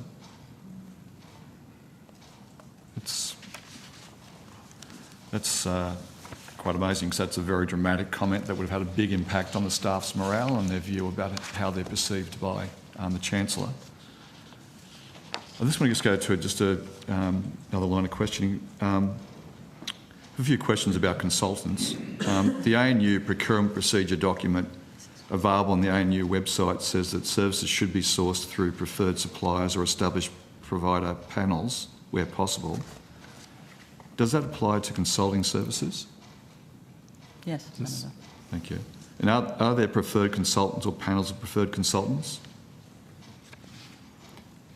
Across all the university? Yeah. There may be in certain select areas, but yeah, there is a process to select suppliers, and that can take many forms. Can you just step me through just some of the key things about whether there's conflicts of interest that ever occur in those circumstances? We have a policy to highlight those. I do see some of those as in my role, Senator. So, the procuring officer or the delegate will declare if they have any conflicts of interest, or declare where they don't have any in certain circumstances. Yes. And if you can just give us you're welcome to give it broad, or you can give it, and also I've got copies of the conflicts of interest, but maybe just from your understanding, for the committee to understand what would be potential conflicts of interest. In terms of someone notifying you, and then what in a very broad context, what would you consider as actual conflicts? Or what would we consider a conflict? There's two things. Someone might say there's a potential for a conflict of interest. They notify you. there's another broader aspect. You'd say, well, actually there is a conflict of interest here, and I'm asking very broadly. Well, depending upon the nature of the conflict, we may not let that procurement activity complete. But there are plenty of times where people want to note things just for the avoidance of doubt to ensure that there actually is no... Because often conflicts are more perceived than actual, Senator. And because the ANU has a procurement procedure, document that goes on to say about depending on the value of the contract, there's certain procedures that are followed as well, as I understand. It's not always dollar-based, but yeah, certainly dollar can offer a good guide, Senator. Right. If it's not dollar-based, what otherwise would it be? Oh, for me, is it? Yeah. Oh, the risk that might be with the contract. So it could be, like a provider of high risk activity. So yes, it's not always dollars, but yeah, certainly dollars offers a good guide. Right. Does the policy apply to everyone at the university procuring services using university money? Yes, Senator. Does it apply to the Chancellor? It would apply to ANU staff. So you're saying it does not apply to the Chancellor? Would apply to the Chancellor in her role as Chancellor. Yeah, thank you. I've been informed by reliable sources at the university that the Chancellor has over a period of time engaged a consulting entity called Vinda Consulting for some paid work. Are you familiar with Vinda Consulting? I'm not, Senator. Is there anyone else at the table? No, Senator. On the 13th of June 2019, the Australian reported that Vinda Consulting had been established by Julie Bishop's long-time Chief of Staff, Murray Hanson, and as, I quote, a private vehicle set up with his wife. There were little information available about Vinda Consulting. It has no website or other public profile. It seems to have no employees other than Mr Hanson. Is this the first time you've heard about Ms Bishop engaging her former political staff as an external consultant using university money? Or were you aware of this happening? And I might just ask for that article just so it helps from the Australian to be handed up. Certainly first time I've heard of it, Senator.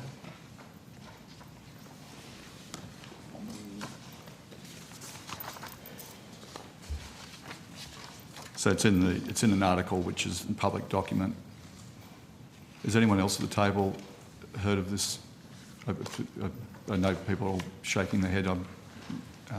Professor Bell. No, Senator, I have not. And Professor Grady and Professor Connolly have also shaking their head. I take that as a no. No. It does also raise concerns about, what is the oversight, but I'll ask some more questions. You may need to take this on notice. Could you provide me with a full list of contracts or other expenditure that the Chancellor or any other entity in the university has engaged Vinda Consulting on? Would you be able to do that for me? Yeah, Senator, we're happy to take that on notice. Thank you. I'd like the dollar figure of each engagement, what the engagement was for, and if possible, a copy of what Vinda actually produced. For the university, Senator, just for clarification. For the university in the contracts, which means, I say that university in the various broadest context includes the Chancellor, but the university also broadly.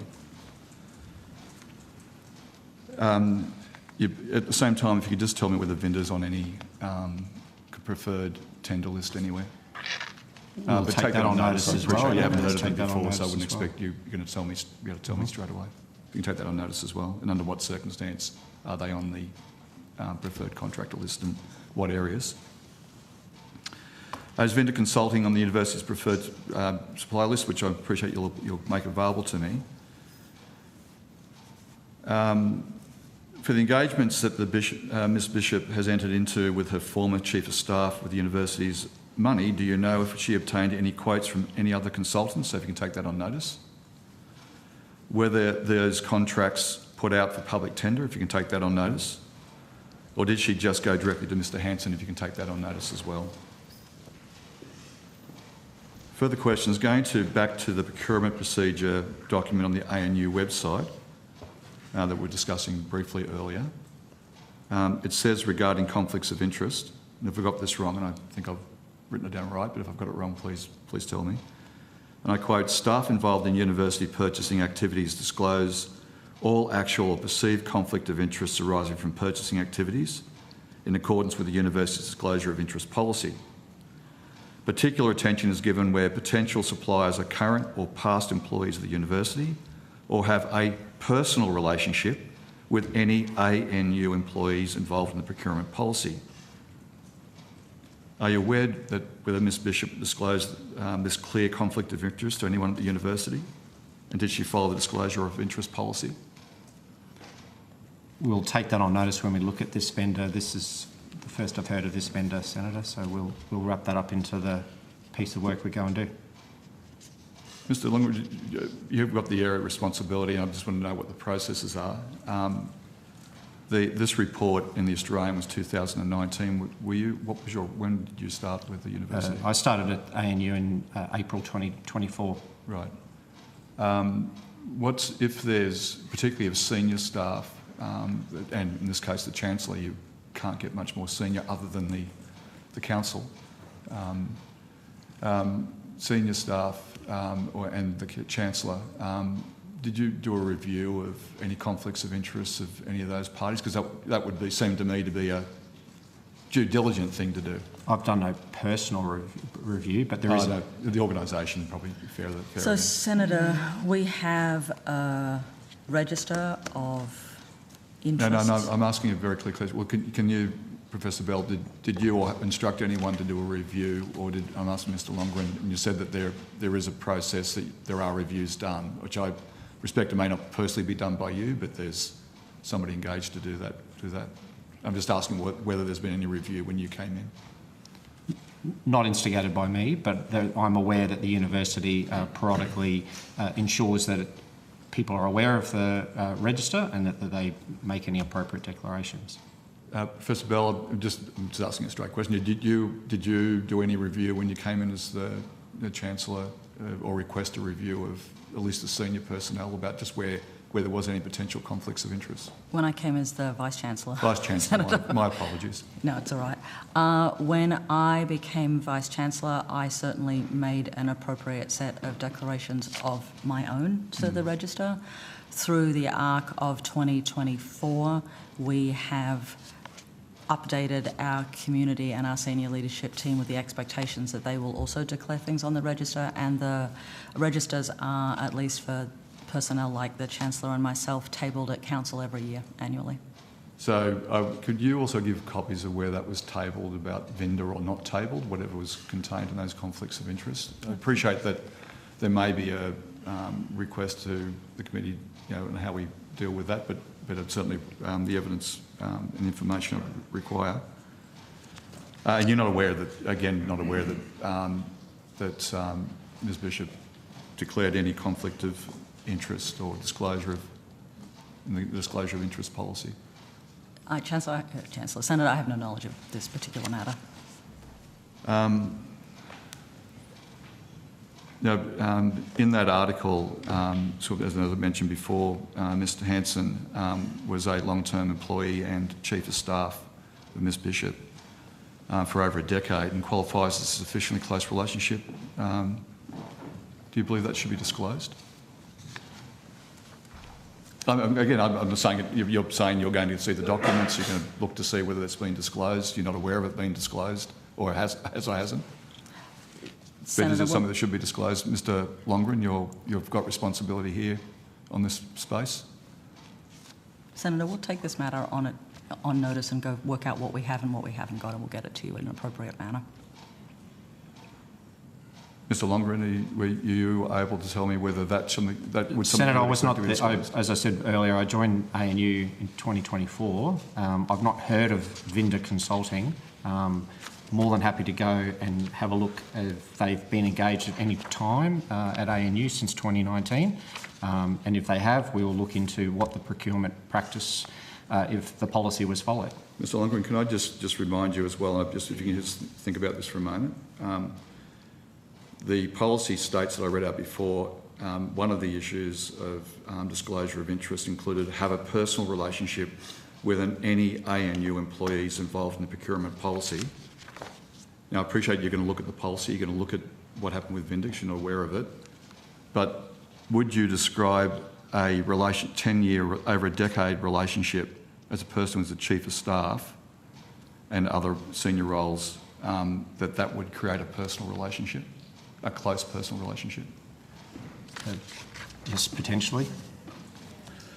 Ms Bishop and Mr Hanson's connection does not end there. Upon leaving Parliament, Ms Bishop established her own advisory firm called Julie Bishop and Partners.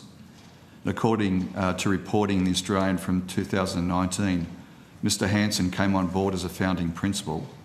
And according to the firm's website, Mr Hanson is still today one of just 3 employees of the firm. Now, even setting aside their long professional and personal relationship, is it concerning that the Chancellor is handing out consulting contracts to someone she separately employs at Julie Bishop and Partners? Senator, can you repeat the question for me? I'm sorry, I'm very trying to happy keep to repeat the question. Ms Bishop and Mr Hanson's connection does not end there, as I've just mentioned that there's an over 10-year personal relationship. Upon leaving Parliament, Ms Bishop established her own advisory firm called Julie Bishop and Partners. And according to reporting in The Australian from 2019, which I've handed up, Mr Hanson came on board as a founding principal. And according to the firm's website, Mr Hanson is still today one of just 3 employees of the firm. Now, even setting aside their long professional and personal relationship, is it concerning that the Chancellor is handing out consulting contracts to someone she separately employs at Julie Bishop and Partners? Now, I appreciate you aren't aware of this company.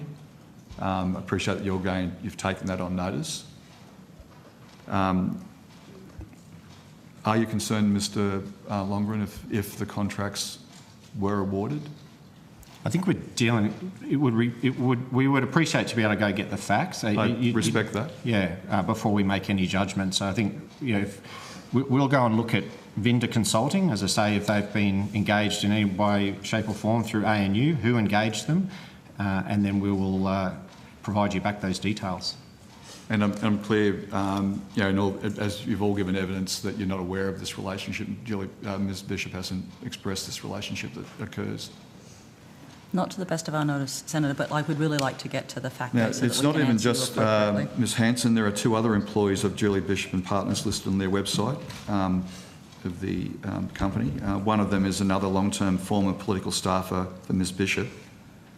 They are, as I understand it, employed by Ms Bishop in the Chancellor's office and taking salaries from the university. Are you aware that that's true? So Julie Bishop and company is a different thing than the it's the Julie Chancellor. Bishop and Partners, listed on their website. Yep. Includes Mr Hanson, as I've just put to you.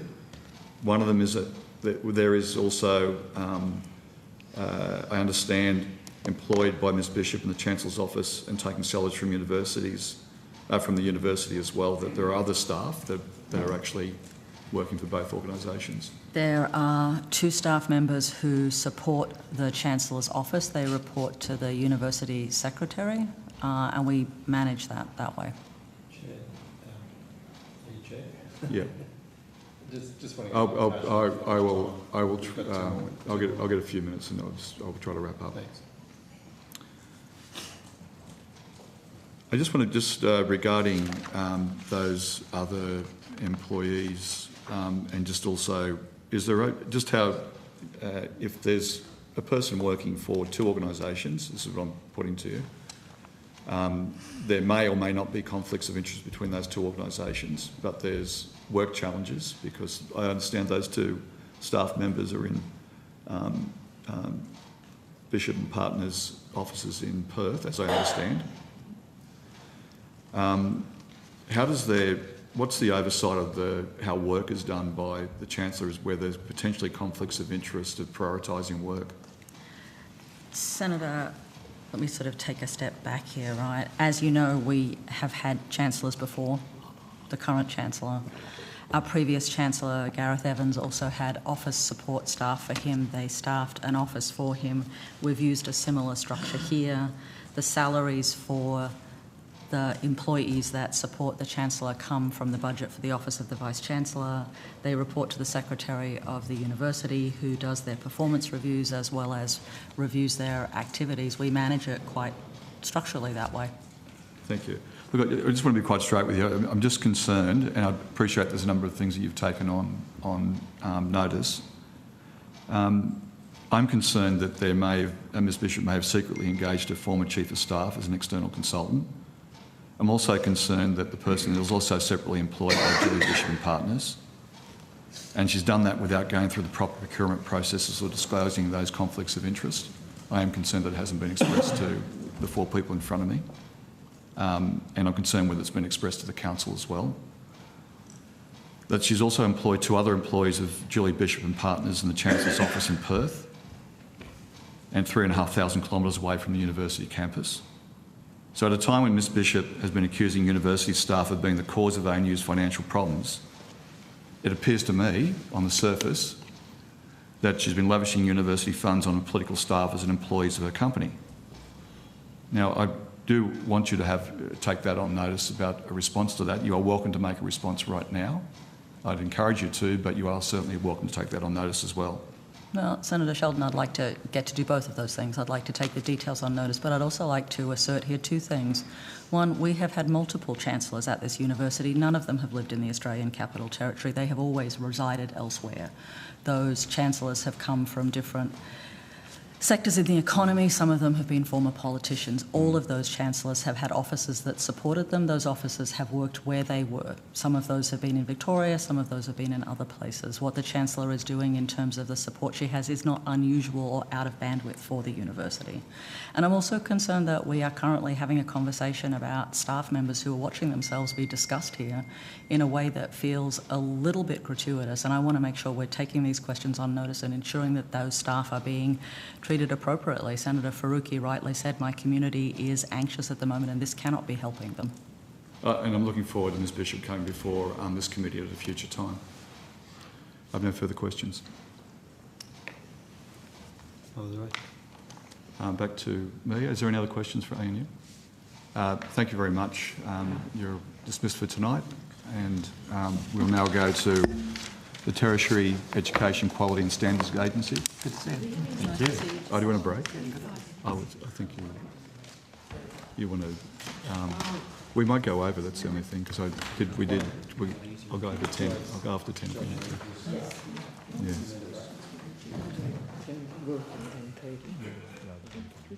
The others can leave it.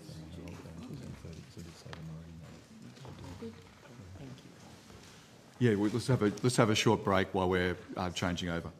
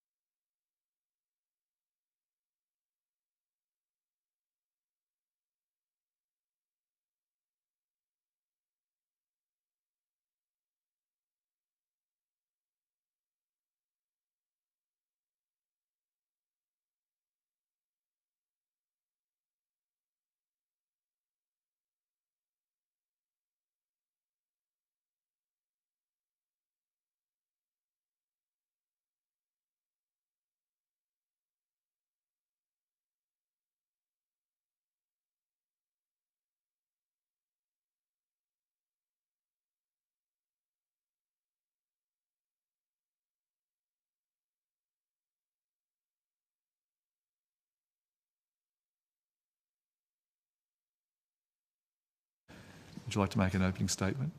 No, thank you, Senator. Thank you very, very much. Thank you. I'm just going to ask some questions on behalf of Senator. Thanks, Chair. On behalf of Senator Henderson, she may ask some supplementaries in case I don't cover them all for her while she's just absent from the committee for a moment. But can I ask, in relation to Professor Coldrake stepping down as TEQSA Chief Commissioner on the 10th of May, can you update the committee on the acting arrangements since the previous questions on this matter? Yes, Senator. Mary Russell, Chief Executive Officer of TEQSA. After Professor Coldrake stepped down, Ms Adrienne Neuenhuis, who is online this evening, was appointed as Acting Chief Commissioner and continues to hold that role until Professor Kerry Krause, who's recently been appointed as Incoming Chief Commissioner, commences on the 8th of April. Okay. It did take quite some time to do the recruitment. TEQSA doesn't manage the recruitment, so that's managed at arm's length from TEQSA by the department on behalf of the Minister. And how was the recruitment successfully finalised? That would be a question for the department, Senator. Senator, I can try and be of assistance if you'd like, but I missed the first word of your question. How? How was it? There was a merit-based selection process. There was an interview panel. The Secretary chaired the interview panel, and the process was finalised in the December-January period and was in accordance with the Cabinet Handbook. Okay, thank you. And did you say April she will commence? Yes. What date? If memory serves, it's the 8th of April. And can I ask, have you had any meetings with the Minister? I think last time we discussed this. I haven't had an in-office meeting with the Minister, but I have met with the Minister in the context of our roundtables following on from protest-related activity. Can you provide us with dates of those meetings, please? With what's, I beg your pardon? Can you provide us with the dates of those meetings? Yes, certainly. Happy for you to take that on notice, and I'll go to Senator Henderson. Did you ask for these? Dr Russell, good evening. Look, I wanted to raise concerns about student safety. I note that the incoming Commissioner has raised concerns about student safety. Obviously, the decision to appoint effectively the Department of Education as the regulator in relation to the Gender-Based Violence Code means that TEQSA will not be involved in that. Can I put it to you that you've really dropped the ball on student safety, particularly on the safety of Jewish students and staff, and all of the horrific and many incidents of anti-Semitism which happened over many months? Are you able to indicate to this committee whether you've changed your tune at all? I mean, it seems like the incoming Commissioner's got a different view, but I have to say in the time that I've been in this role, which is 2 years, I want you to be a feared and powerful and robust regulator. It's very clear to me, Dr Russell, that you have not used your powers that you do have to the full extent that the legislation provides, and nor, from my understanding, have you sought additional powers. Can you explain why the response from you as the regulator has been so poor in relation to student safety? So, Senator, there are a number of elements in your question. Firstly, I would state that we support the work that is being undertaken at an accelerated and expanded rate around gender-based violence within the department. We're assisting and supporting with that in any way. And in the interim, we continue to manage concerns about gender-based violence that are raised with us or refer as appropriate to the National Student Ombudsman. With respect to anti-Semitism, I think we've discussed before that TEQSA has responded to these matters in two ways. Firstly, we've taken a sort of system-focused view that we should intervene as early as possible in providing advice, guidance, prompts or feedback to universities to try and interrupt or offset things that are happening, because we believe that that is in the best interests of students, rather than only being reactive when concerns are raised with us. We are using our powers in relation to individual universities and currently have a number of compliance matters open in relation to matters including reports and instances and handling of anti-Semitism. Can you detail what they are, and can you provide the committee with an outline of those conditions? So they're not conditions, they're compliance activities that are in train and have not been finalised. Yep. Well, I would put it to you, Dr Russell, that TEQSA sat on its hands for far too long. I mean, there were horrific scenes on some campuses. Student safety was a massive issue, and, I mean, TEQSA was nowhere to be seen. So, I mean, it really, I mean, the fact that the gender-based violence code has been moved to the Department of Education, I mean, my personal view is that you should have appropriate powers to undertake your role properly, and if you don't have those appropriate powers, then you need to raise your voice. Have you at any stage under the term of this government made representations to the Minister in writing or in meeting that you don't have sufficient powers? Senator, that's an important question. We are in the process of finalising a submission in relation to the Senate inquiry into university governance, and we're expressly addressing the question of our powers and areas where we feel that they need to be strengthened. It shouldn't take a Senate inquiry. Have you made any representations or any submission to the Minister in relation to extending your powers? We have discussed with the Minister issues in relation to the application of our powers. We have not made a written submission to the Minister about extending our powers. What are the compliance activities that you've taken in relation to anti-Semitism? I'll step you through a range of activities, Senator. It relates to activities since the 2nd of May 2024. We established a regulatory response group to meet twice weekly. No, I'm sorry. I know about that. Can I ask you about the compliance activities on individual higher education providers in the university sector? Certainly you may, Senator, but if you're saying that we have sat on our hands, I do feel obliged to step you through the activities that we have actually taken in relation to anti-Semitism and management of that on campuses. Look, you can do that, but could you make that really brief? Because I mean, my concern is we've had this evidence from you before. We know about the reference group. We've got copies of letters that you've written. But Dr Russell, as the regulator, you have not thrown the book at universities which have put students and staff at profound risk, which have barricaded people in buildings, which have unlawfully subjected students and staff to harassment, to all sorts of shocking conduct.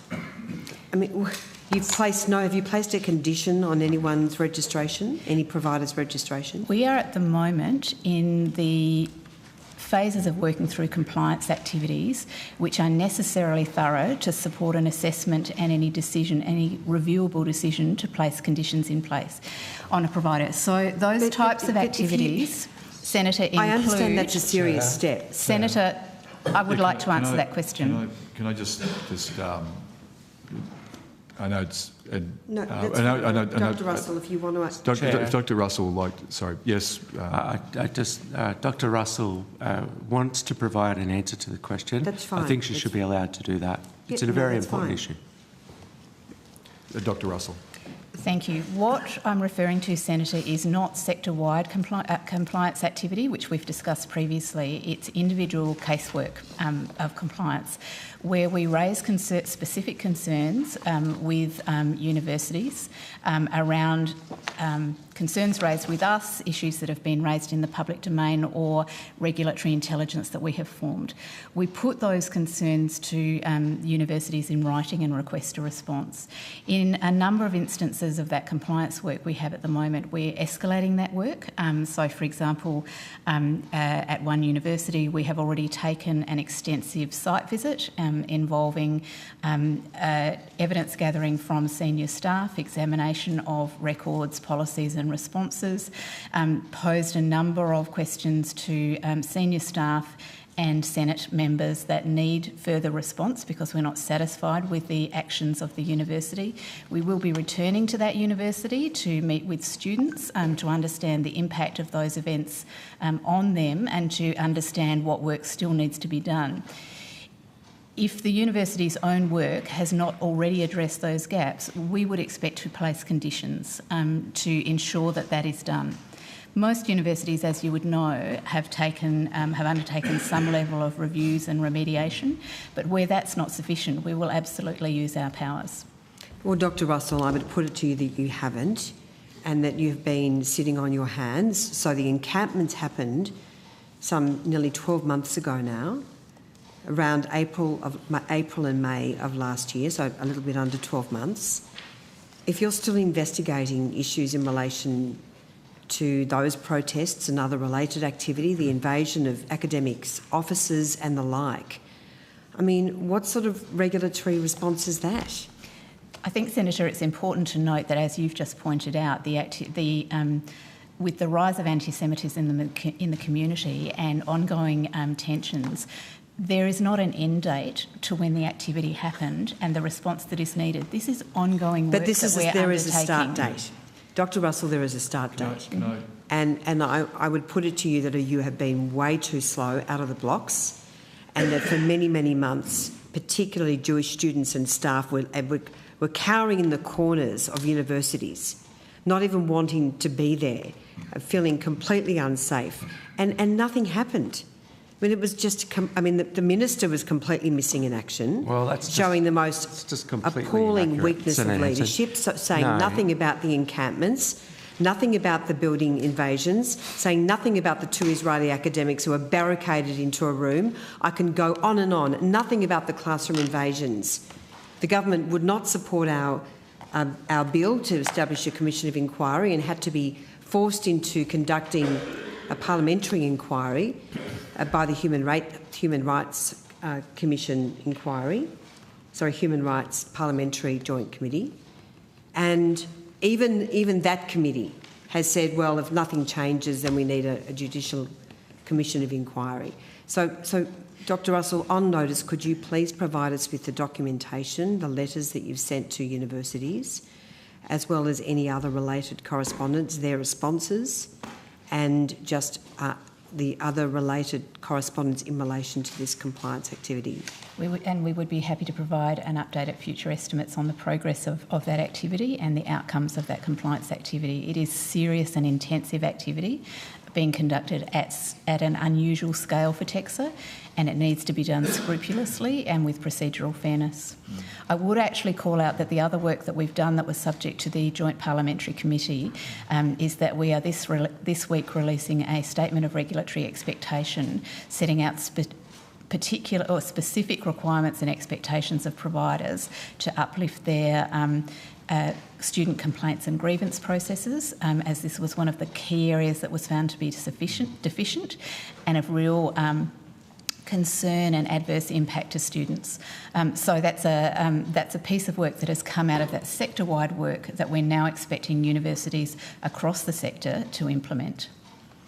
And so can you provide more information about that work? Yes, and we can.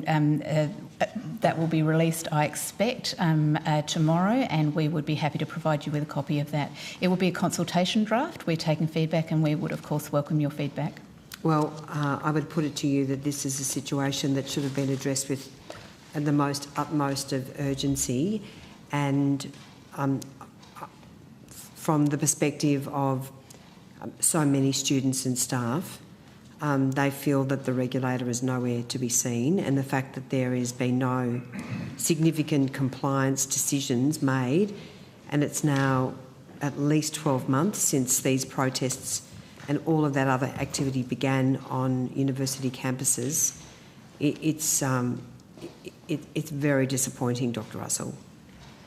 Can I just and I'll be as quick as possible. I think Dr. Russell is going to respond to that. I'm not sure if you were. I was going to highlight, thank you, Senator, that while often people's expectations are that the regulator's response will be akin to law enforcement, a police-level response on campus to intervene in certain events, that is not our remit and our regulatory powers. But we do take seriously our obligations to conduct our compliance matters rigorously and in depth, and look at outcomes that uphold the standards and protect students. Thanks, Dr. Russell. I would vehemently raise concerns about the fact that you're only now doing some work to upgrade,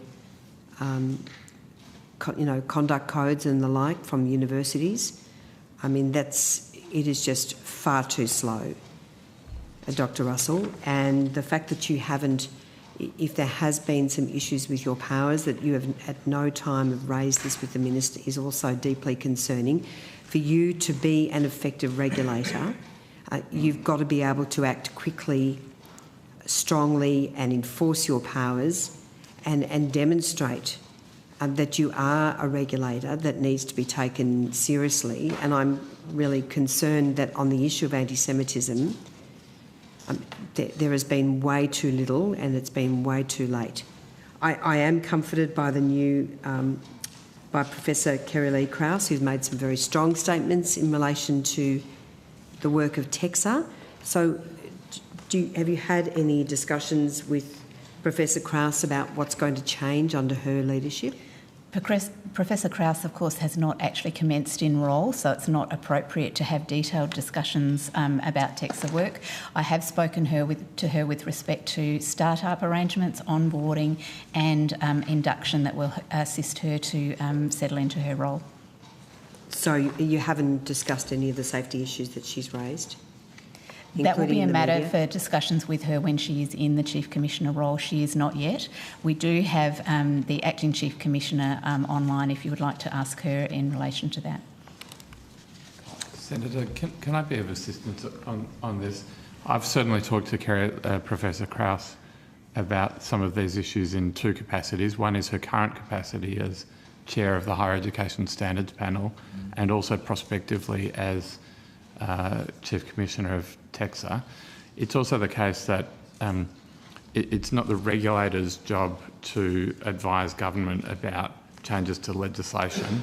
There are some things that I think we've all learned out of the last 12, 24 months about the legislation that's been in place for TEQSA for now some decade or more that I think will be cause for reflection in the new term of government. Mr Rimmer, I would respectfully disagree with you. So one of the powers or the functions of TEQSA has the power to advise and make recommendations to the Minister about the quality or regulation of higher education providers. It's a very broad remit and it's in the legislation, either if requested by the Minister or on its own initiative. And frankly, Mr Rimmer, that should have happened. If TEQSA didn't have the appropriate powers, TEQSA should have been out of the blocks in a flash to say, we need to do more, we need better powers, we need to throw the book at the universities who are making the lives of Jewish students and staff hell on campus, because we're not going to sit here and do nothing.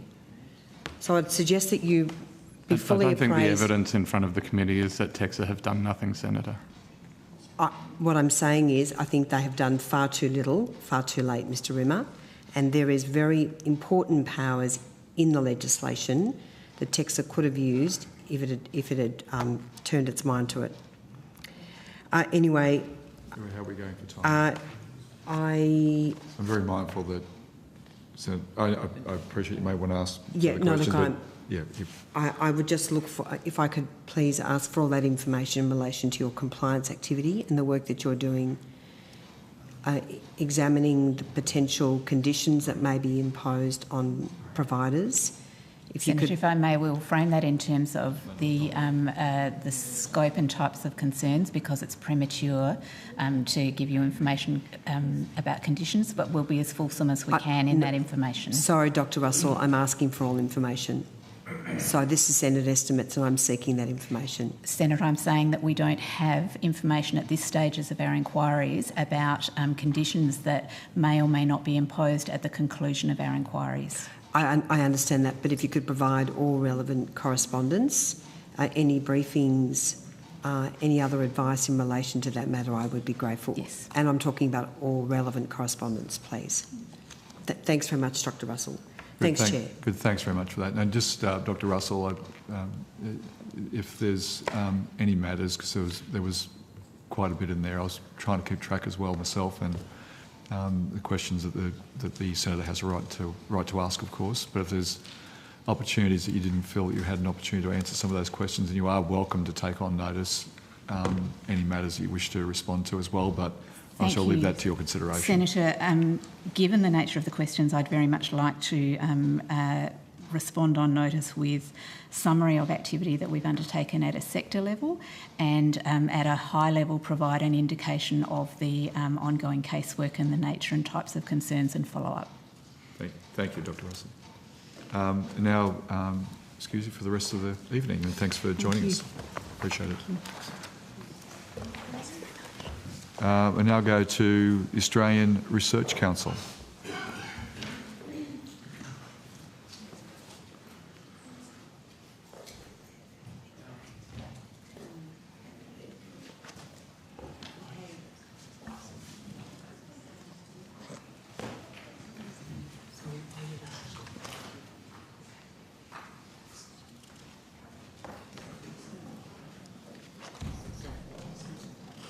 Good, thanks, Mr.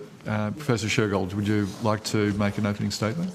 A very important opening statement, Senator. I last appeared, I think, before Senate estimates as the Secretary of the Department of Education 23 years ago, so it's very exciting to return. Thank you. I think today you are the most excited person to actually be here. I hope the excitement stays with you until the end. But thank you. Thank you for that. Now, Senator Faruqi. Thank you, Chair. And I have to start by saying that it is absolutely shameful that the ARC has caved to racist pressure from the Murdoch media, from the Liberals, and interference from the Education Minister to target and now suspend Dr. Randa Abdul Fattah's ARC scholarship. Did Minister Clare provide any evidence with his request to investigate Dr. Abdul Fattah? And if so, what was the evidence? So, Senator, we had started to look at this before the Minister wrote to me. In fact, we had started work the day before, and then the Minister wrote to me asking if we would look at this case.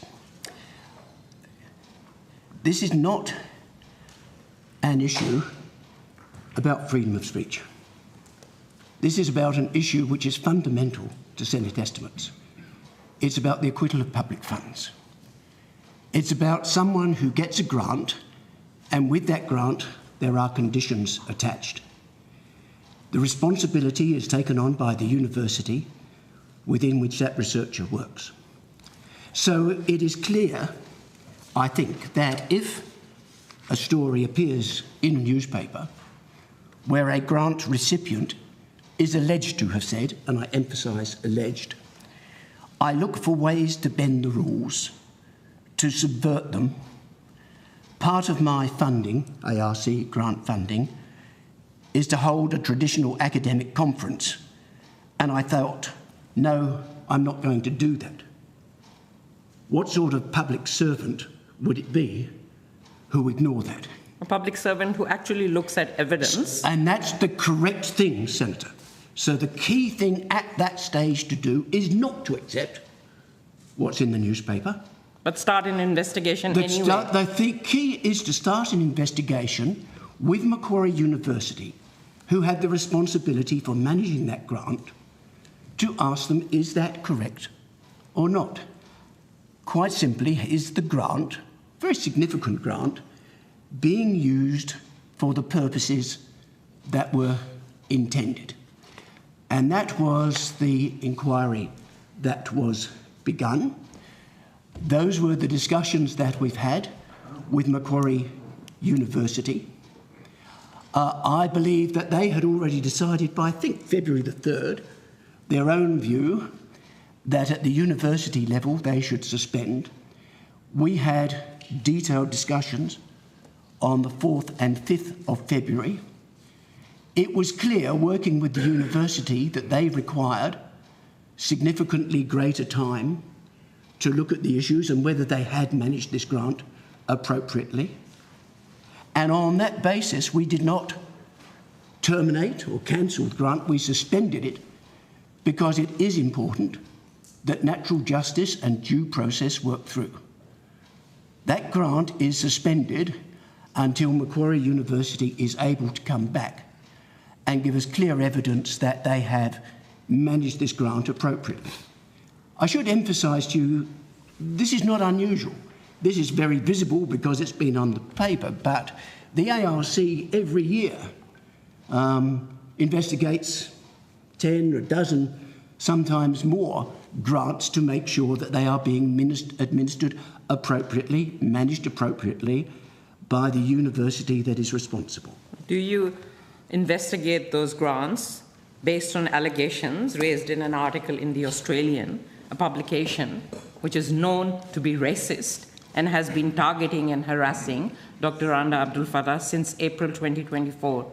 Are all your investigations based on evidence or selected bits of a speech that was delivered in a rag which is called The Australian?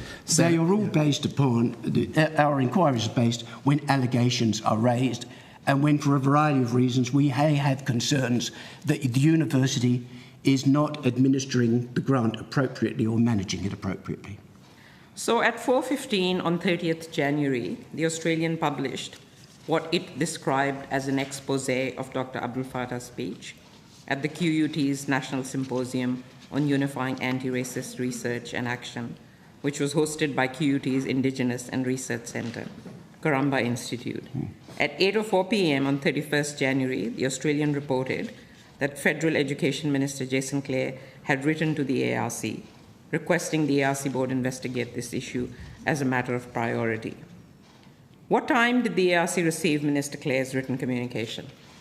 I think it was on the day after. I think it was on the 31st of January. We had already started to look at this quite quickly on the 30th of January and had been in touch with the university about what they knew. Okay. We needed to find out initially, was this a proper report? Were these allegations of what had been said true? Did it actually relate to the grant? There are a whole series of issues that now need to be addressed, and it is not for us to address them directly with the researcher. As you know, that's not how the ARC works. It is through the university that has taken on the responsibility of managing the grant. So you, as soon as you saw the article, you contacted the university? Senator, we've been in contact with the university since last year on this matter. I'm talking about this particular article and the start Senator, of the I'm answering your investigation. question. Can I please, Chair, answer the question? We've been engaging with Macquarie University for a year on this matter. I've been in personal contact with the DVCR numerous times. On the 30th, he contacted me. He reached out to have a meeting. We had that on the 30th. And at that meeting, we agreed to a set of steps that we needed to take to get to the bottom of this. This was completely before and independent of any ministerial letter to the chair. So was the meeting initiated after the article in The Australian? Yes, it was. Yes, because prima facie, it was concerning to them. Prima facie, it was concerning to us. We didn't prejudge anything, and we still haven't. Well, you've suspended the grant. Pending the investigation. And on the 3rd of February, when Macquarie University reached out to us to say that they had initiated a review during which all non-salary expenditure on the grant will be suspended, we were even more concerned. So the decisions that we then sort of took subsequently were based on a significant concern, prima facie. And as I say, we've not prejudged it, but as Professor Shergold has outlined, we need to give direction to Macquarie University so that they can make the appropriate inquiries. So, and sorry, Senator, it's very important that their engagement with the researcher affords the researcher natural justice, and that's something that we're committed to as well. So you talked to the Australian, you gave comments, or the ARC gave comments to the Australian about having significant concerns about the recent comments made by the researcher. Did you actually deign to try and find out whether those were the comments made by the researchers? Indeed. What was the context? Did you contact the researcher? Or how did you, did you get hold of all of the speech there? It would not be appropriate for us to contact the researcher. Okay. That would not be appropriate. So how did you find out what the whole speech was about? Our arrangement is with Macquarie University. Okay. So there were two direct channels that I pursued. Firstly, with Macquarie University themselves. Did they have the evidence to which was purported by the report? Secondly, I wrote to the Vice-Chancellor of QUT and sought, if they had it and if they thought it appropriate, either a video or a transcript of the purported comments. So we have tried, but Macquarie now need to investigate it, and it will be part of their efforts, including to give natural justice to everyone involved. So, sorry, did you get those comments from QUT or from Macquarie University, all of the comments, or did you just rely on the Australians' selected bit of videos to give comment to them saying how significantly concerned you were? Is that natural justice? We have not prejudged it. I have sought personally to get a copy of the evidence. Neither Macquarie was in a position at that point to be able to furnish it to us, and because of QUT entering into their own review and inquiries, they said it would be inappropriate for them to furnish it to us. Now, the matter for us is that we will ask and require Macquarie University to explore that and seek the evidence as part of their dealings with their researcher. Why did you give comments to the Australian when you have none of that information? Why did you say that the ARC was significantly concerned about recent comments and regarding the conduct of a research program? Why did you say that? That is not due process. That is not procedural fairness. Well, it is actually, because we said we had significant concerns about the reported comments. We did not purport to form a view with it. Why? We made it very clear to the Australian and other news outlets that all of our grants and arrangements are with universities as administering organisations, and that our concern was how the administering organisation was or wasn't appropriately managing the grant. How is it appropriate to respond, to indulge, to legitimise an article in the Australian and then launching an investigation based on an Senator, I have to say, I've got to tell you, I am bewildered. I'm genuinely bewildered. If your job as a public servant is to, on behalf of government, administer, at least indirectly in this case, public monies, and a significant allegation is made, I cannot imagine by a racist organisation that has been after this researcher for months and months. I cannot imagine. Shameful, Professor Shergold. So Professor Shergold, can you? Sorry, no, I don't. If we can allow Professor Shergold to answer the question and show a decent amount of respect for people answering questions and asking questions, I know Senator Faruqi will have further questions she'll want to ask. Professor Shergold. Simply, if it's brought to my attention a significant allegation that money is being misused, the first thing I will do is to have an investigation. In this case, it is through Macquarie University who have that. I haven't prejudged this case.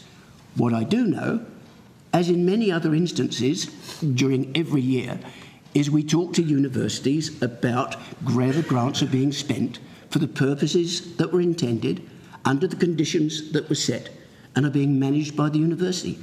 It is not unusual. What are the terms of reference of this investigation? Senator, so I wrote to Macquarie University on the 12th of February, issuing a notice of suspension. And in that letter, which is in confidence, but I'm okay to sort of give evidence that there are 4 areas that we seek assurances and evidence and information from Macquarie about how they are administering the grant. They go to the administration and the use of the funds. We did direct them to engage an independent audit capability to do that. They go to questions of research integrity. They go to potential conflicts of interest and the management thereof by the university. And they go to potential variations of the grant undertaken potentially without notice to the ARC, and any other matter that may arise that's relevant. Are you able to table the terms of reference for the committee? It's not a term of reference, it's a direction Are you able to regarding, table that for the committee? I can take that on notice, Senator. Thank you. Has the ARC received any communications about the investigation into Dr. Abdul Fattah's future fellowship from the Australian Academic Alliance Against Anti-Semitism, also known as 5A? We have had a number of letters. There was an open letter, I think, in Overland, and there has since been a letter which is continuing to gather signatories, I think, because it's open. It's a letter really predominantly dealing with issues of freedom of speech. I know about those. I'm asking about a specific organisation. Have you received any communications? I'm not aware of No, I don't one, believe. I would have to check. It's not one of the ones that I remember receiving. Okay. No. Has the ARC received any communications about Dr. Abdul Fattah and her future fellowship from the Executive Council of Australian Jewry? I'm not aware of any not to my knowledge. The Jewish Board of Deputies? Not to my knowledge. The Australia-Israel Jewish Affairs Council? Not aware of I will check, but I haven't. Certainly haven't read them. Yep, if you could check and find out. You were referring earlier, Professor Shergold, to an open letter signed by 750 Australian academics concerned about the independence of the ARC and academic freedom, which was published in the Overland on 10th January. Have you seen that open letter, and what is the ARC's view and arguments put forward by the signatories? I have seen the letter, and we will respond appropriately. My first assessment of the letter is it's well argued, but it's about freedom of speech. And I'm not investigating freedom of speech. I'm investigating the use of a government grant. It goes to the concerns about the independence of the ARC very deeply, that letter. Have you responded to them yet or not? No, I have not responded to that letter at this stage. The NTEU has also written to you, Professor Shergold, seeking assurances that this whole process has not been influenced by external forces, including media corporations. Well, you made it pretty clear that it was exactly influenced by the Australian, but have you responded to the NTEU and provided them with a response? I wouldn't articulate what I have said to you, Senator, in those terms. You wouldn't, but that's what I clearly heard. I would say that if a serious allegation is made publicly about a grant being misused as a public servant in any such instance, I would have an investigation. How long is this investigation going to go on for? It will depend upon Macquarie. So there is no end time to this investigation? Senator, the part of because it's a complicated direction that we've given to Macquarie University, of course we've afforded them under due process a right to take counsel and advise how long they think it's likely to take. So we're still working through with Macquarie University the timeline.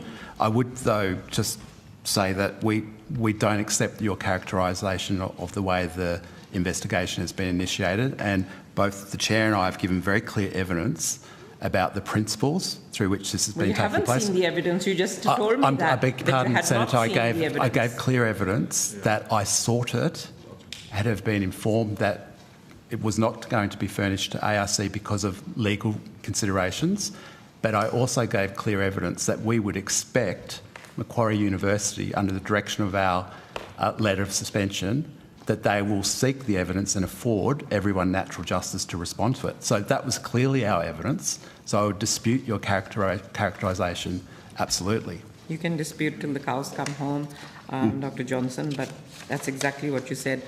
Chair, I have a few questions on another line of questioning, but I'm happy to pass around the call for a little bit, or I can just finish off with a few more questions. Senator Henderson has some brief questions. Thank you, Chair, and good evening to you. Professor Shergold, just for my own understanding, so you started as chair of the ARC last June? July, I think. Last July, but didn't appear in November estimates? That is correct. And are we going to have the pleasure of your company on an ongoing basis? I suspect I've set the precedent, and the answer is yes. Right. Okay. Terrific. Look, that's important. I raise the timing of your appointment because, in fact, in June of last year, in estimates, I had extensive discussions with Dr. Johnson in relation to the ARC's investigation of this matter.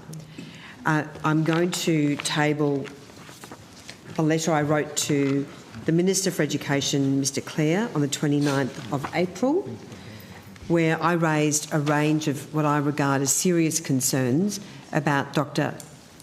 Randa Abdel Fattah's conduct. Are you across those earlier concerns that I raised? I have seen some of the correspondence, yes.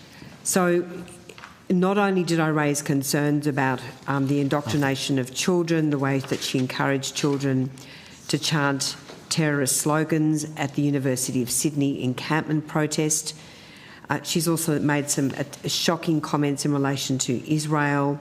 She was involved in the doxing of Jewish Australians, and she published an image on Facebook of a man parachuting with a parachute in the colours of the Palestinian flag, reminiscent of the motorised paragliders used by Hamas terrorists to breach the border and murder, of course, hundreds of innocent Israelis. So it very much appeared that she was endorsing the actions of Hamas.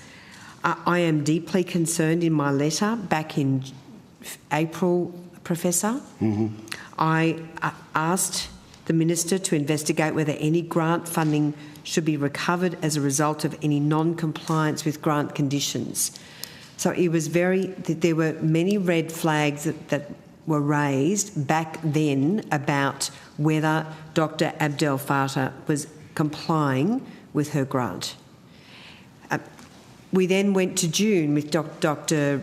Johnson saying that an investigation was underway. He gave evidence about how complex that was and about all of the discussions that were happening with Macquarie back in June. And then in November, when I again raised this question, I got very little clarity from the ARC about the status of this investigation. So, Professor, I'm going to ask you, in terms of the investigation to date by the ARC that started at least in June of last year, did you find any breaches of grant conditions by this person? I can only tell you, looking back at the records, because it was before my time. It is important to distinguish, of course, there are two separate issues that are in your letter. One relates to Macquarie University and their view about her conduct as an academic who they employ. That is not my issue. My issue is concern about the use or misuse of the grant she's received. I do know But Professor, whether she complies with the terms and conditions of her employment agreement is relevant to the ARC's investigation, and certainly that was the evidence that Dr. Johnson has previously given. So can I ask for clarity? Has there been breaches of Dr. Randa Abdel Fattah's terms and conditions insofar as her employment at Macquarie is concerned? I genuinely cannot answer that because Macquarie University have not told me. I understand that there are inquiries going on, but I am not privy to the decisions. Are you? And I don't think I said quite what you said, Senator Henderson, but one thing I can say is that we had not, to our own satisfaction, on the basis of the inquiries we were making with Macquarie University last year, formed a view that they had told us clearly whether some of the activities that the academic had purportedly engaged in were or were not linked to the actual grant. And I think I said very clearly to you that our concern is nexus to the research grant, not employment. Well, I would beg to differ, and I'm looking at the transcript from June. I think I did say that it was part of the complexity that Macquarie That's right. University was... You talked about the complexity. ...of looking into. That's yes. right. And when you referenced the complexity, you referenced a range of matters, including research integrity matters, yes, including the academic's conduct and the scope of the research work. Yes. And also, you also cited that what was relevant were matters concerning her employment. I cited that as a particular challenge for the university. I did say very clearly that our question was nexus to the research grant, and we'd not, and still have not established sufficiently to our satisfaction whether the university had managed appropriately the sort of distinct comportments in which an individual may or may not be conducting themselves. The research integrity matter, as I just gave evidence to Senator Faruqi, the question about conduct and its relationship to the research grant have all been part of the notice of suspension that I wrote to the DVCR about and directed them to furnish evidence to us so that we could satisfy ourselves on all of the questions that you've just raised. Well, I raised them 10 months ago. You did? And you have, I'm looking at the transcript from June of last year. You said that the DVCR has said in correspondence that they are considering whether the research is compliant with both the Code of Conduct and ARC funding requirements as expeditiously as possible, but of course they have to follow their own procedures and policies. And it is a complex area because it does also invite such things as questions of employment law and individual universities' codes of practice and conduct. And generally in an employment contract, employees are required to comply with their employer's code of practice. So what is the outcome of your investigation in relation to whether this person has complied with the ARC funding grant? Because you have started this work last June, Dr. Johnson. Now, I know Professor Shergold wasn't there then, but I would say to you, and I raised serious concerns, and I would put to you that you whitewashed those concerns. You didn't take them seriously. They were serious concerns, and it was very evident. And it's only now because Dr. Randa Abdel Fattah has made an admission in a speech that she bent the rules that the minister has finally acted. But it was very clear on the substance of this matter that there were serious issues to address, and we got back from you at the time crickets. I would dispute that, Senator, and we, from ARC's point of view, independently of the minister's request that we investigate it, we had not formed a final view about whether Macquarie University had been appropriately managing the grant. I certainly hadn't, and I was in correspondence with Macquarie University, still asking them to clarify.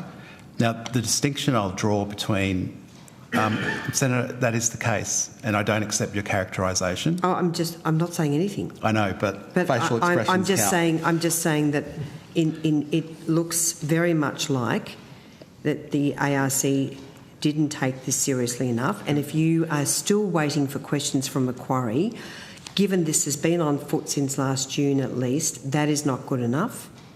So I'm going to ask you again, have you found any breaches of the grant conditions?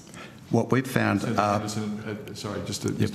Johnson, by all means, could you answer that question for Senator Henderson as you're about to? There's also a question you're also answering before, so if you want to conflate both of them, you are welcome. Thank you. Thanks, Chair. Senator, we prima facie have not been satisfied that the questions that we've been asking have been sufficiently answered for us to draw a conclusion. By issuing a notice of suspension, which included a direction, we've been able to give clear directions to Macquarie University on not just assurances provided to us, but to furnish evidence. I sent 2 senior executive officers for a site visit, and on the basis of that, and on the basis of Macquarie's own decision to review and suspend the grant, we took this action. At no point between your questioning of us last year and today have we not taken this matter seriously. It is a significant matter of public confidence in the use of public resources, but we are also committed to furnishing natural justice and due process. Now, it may be inconvenient for you, but these do take time. We need to see that all of the steps are followed appropriately. It's not a matter of my inconvenience. So, Macquarie... Dr Johnson's answering the question, and Senator Anderson, I'll certainly go back to you. And so we have carried through a number of last year's questions into the direction that we've given Macquarie University, plus the new evidence. And I very clearly said to you multiple times last year that we will go where the facts take us on this. I said that twice in separate evidence. So Macquarie subsequently advised that there was no case to answer, which it didn't do particularly publicly because it's not before this committee. I understand that. So again, I'm going to ask you the same question. Have you found any breaches of the grant?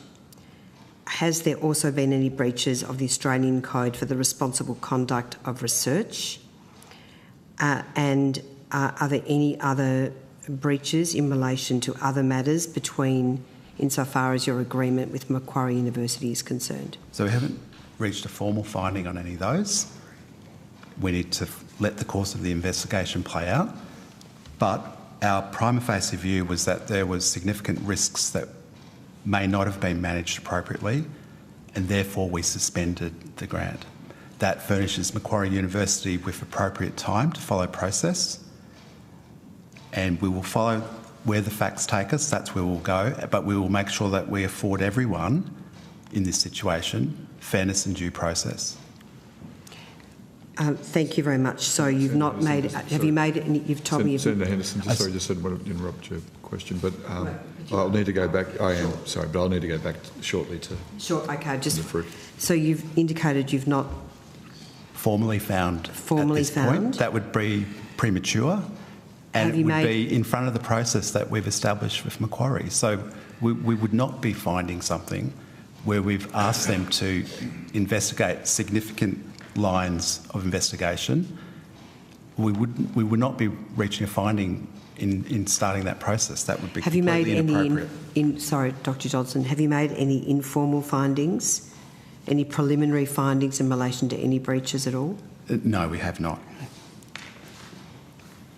And so how long will this investigation take, and have you got all the information you need from Macquarie University now?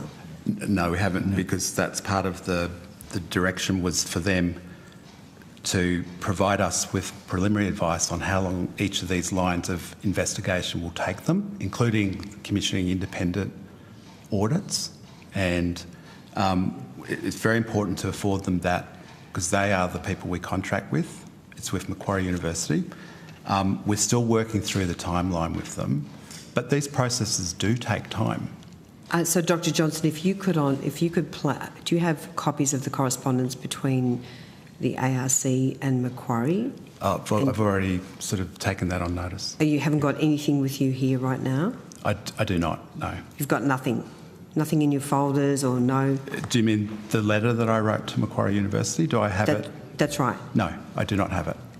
All right, if we could have a copy of that on notice. We'll take that on notice. Professor, I am very heartened to hear about your concern about taxpayers, precious taxpayer dollars, because that's been at the heart of my concern as well, that this is a lot of money. Research dollars are precious in this country and they need to be properly safeguarded. You have heard my concerns about the duration of this investigation, and I think the evidence suggests that it was only because of the admissions made by this academic that the investigation was reignited. Is there any reason why you didn't seek to suspend the grant earlier?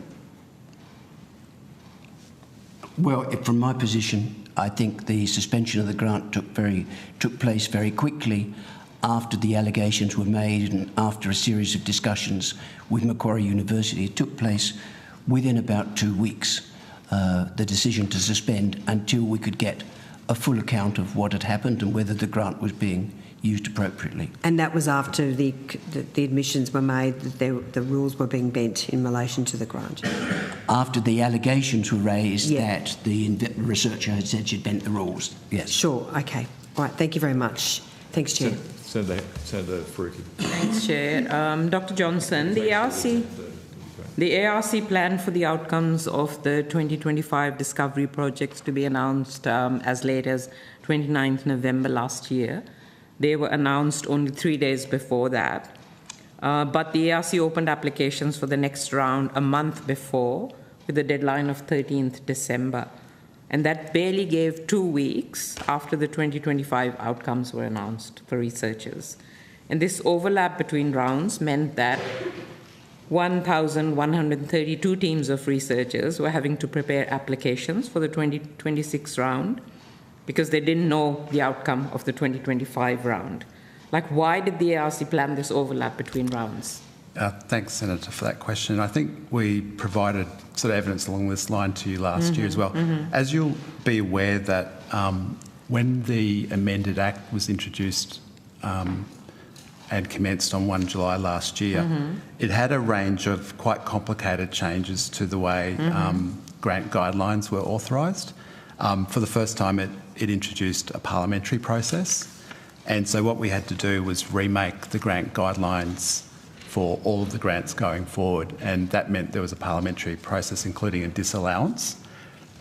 So that was not a trivial exercise to implement that change, and what it meant was there would need to be, of necessity, a truncation of some of the sort of timeframes between ending and commencing. Now, we did communicate that very clearly to the sector, and we explained very clearly that, look, this is just it's arisen as a fact of we're now required to follow this process because the Parliament itself has passed this legislation. So it was really just a function of that change. But obviously you control the schedule. You could have changed that to have less of an overlap. It is in your control. And why I'm asking this is because having thousands of researchers preparing applications for grants, half of which might have already won them, is obviously a huge waste. And you've spoken tonight a lot about public resources. Have you actually calculated how much time and ultimately how much taxpayers' money this overlap between rounds costs? I'm not aware that we've done any calculation or modelling on that. We were clearly cognizant that this would be a one-off situation, and we did explain ourselves, and we went for the sort of the best case solution because from memory, working through the way the calendar would work under this new process, and Senator, you need to remember that there was a potential that the Parliament could disallow any of those guidelines, so there was a risk there as well. So we were managing a number of risks, and we put forward a calendar and explained the reasoning for it, and it was a one-off related to that change process. It's not unusual when you undergo complicated changes for those sort of things to happen, but we had anticipated it and we had communicated it, and it's unfortunate, but it was unavoidable in that instance. Well, I don't agree with that, but my back of the envelope calculations show that it could have been a $4.6 million worth of money that was wasted. So obviously, what you choose to agree to waste and what you say is taxpayers' money's wasted, is a choice that you make. In some instances, you can waste that money, and in others, you say it shouldn't be wasted. Universities have their own internal deadlines for researchers to meet when preparing ARC applications as well. And often these are at least a month before your deadline, I think. much longer than the 2 weeks you left them. So I guess you said you told the universities that this was coming, but did you consult the universities about this overlap and try to figure out better ways of dealing with it? Senator, we communicated with the sector about this. I think we made it very clear that it was an unavoidable consequence of a rather significant change to the way our grants operate. I'm not sure that all universities have the same processes in terms of their own deadlines. That's very much a matter for each individual deadline. But I do take your point that there were sort of disruptions, and that's not unusual. It's an unfortunate consequence, but it's not always an unusual one when you do implement significant legislative change. So you did communicate but not consult with universities? I'll take that on notice. I can't remember whether we consulted. I guess I'm really concerned because researchers ask me, and they also ask publicly. I've seen a lot of activity on social media about whether the ARC actually values their time. And so what do you say to them? Because it is a waste of their time, very valuable research time, and a lot of money as well. So what do you have to say to them? I guess what I would say to them, and perhaps Professor Shergold would like to add something here, is that I'd invite them to look at the discussion paper that was released by the ARC on Tuesday about the reform proposal for the future NCGP. And right at the heart of that is something that we very clearly heard during the consultations, which was that the removal of burden and red tape was very important. And the design which the board has come up with, a streamlined NCGP for the future, as well as reducing administrative burden, goes directly to the heart of your question and that concern. And it's something that we, for a significant period of time in the ARC, have taken very seriously, and we have been taking steps to reduce burden. I know, we've been chatting about that for years. And yes. But this is something that really needs to be considered. Thanks, Chair. And let me just say, though, on that discussion paper, which was launched, and the initial reception has been very positive. I think the proposals that are now out for a second round of consultation about streamlining the process and reducing as much as possible some of the administrative red tape, so long as it doesn't undermine, obviously, public accountability, I believe we can deliver, and all of the feedback I have received so far has been very positive in that regard. Good, thanks very much. I know Senator O'Sullivan has a very brief to take us through. I'm not looking at the clock. It doesn't say 10. We're right up against it, so I'll ask my questions quickly, and if you can give me quick responses. How often has the ARC met directly with or briefed the Minister in the last 12 months? Met with who? I obviously had a meeting when I was first appointed, and I have had meetings with the Minister's office throughout this, including obviously through the process of selecting the new CEO and developing the new discussion paper. Has the Minister given any direction, either directly or indirectly, around the quality or type of research that should be funded? He has not given me any informal advice in that regard. Obviously, it is open, as you know, to the government, successive governments, to set what are the national priorities they want. And indeed, in the discussion paper we've got, we are suggesting that that should continue. In fact, one of the programs we've got is called Prioritise, which is so that the government can set directions to which researchers can respond. And I've been in estimates all week, so I haven't had a chance to read your paper that you published earlier in the week, but I look forward to getting across that. Was there any input into that from the Minister at all? The direction that you've... No, nothing came from the Minister directly in terms of, but obviously I've kept the Minister informed about the processes that are being used and the nature of the paper and what is being proposed. And what's the ARC, it's probably a big question for the time I got, but what's the ARC doing to lift the standard and commercialisation of research funds? It's a great question. I mean, as you know, the IRC is at one level such a small part of the research and development ecosystem. We're, 7% of the funding. It's a very important 7%. It's the important 7%, particularly in terms of early career researchers and developing people who will continue to research through their lives, whether at universities or indeed in business and industry and so on. I am watching very closely, as you can imagine, the development of the larger discussion paper on research and development and look at where we, the ARC, will fit into that. But I'm very clear in my mind at the moment that we have a particular focus on that 7% on the research that's done through university. I want to do as much as possible in that area to encourage even greater collaboration, not just between universities and disciplines, but with the end users of researcher, business, but also community organisations. Well, I look forward to reading the paper. I've read the AFR reporting on what was there, and I particularly like the fact that you've said that research needs to be more focused in this country. Well, and I think the other thing that was picked up in that AFR article, which I think is important, is we've said that for the grants that we make, I think we've got to be, in some instances, more courageous. One of the challenges with research is obviously it often fits and extends existing paradigms. In a sense, it's not just encouraging early career researchers, but encouraging researchers wherever they are in their career to look at new evidence, interpret new evidence, be willing to be a bit bolder. And I think our particular role is to be able to support some of that more innovative and creative thinking. I'm going to ask one more question. It might be the last question of this Parliament, possibly, but are we in a national emergency in terms of research and development?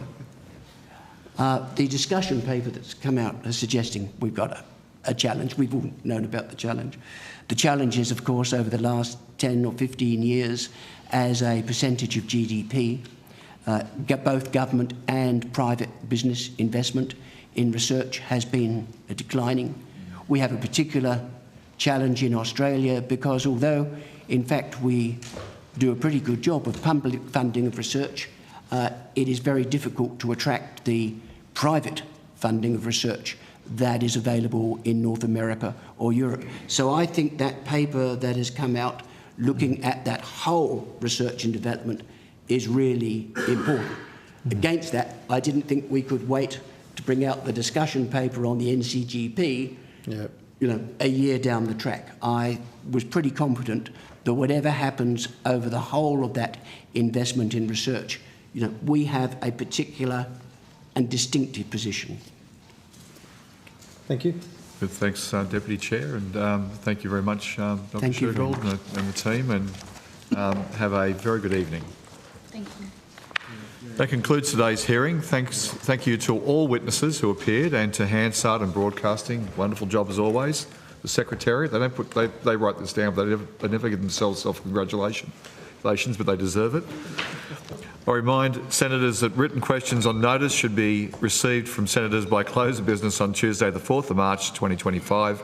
Answers to questions on notice will be required to be returned by close of business on Monday the 24th of March 2025. The committee stands adjourned.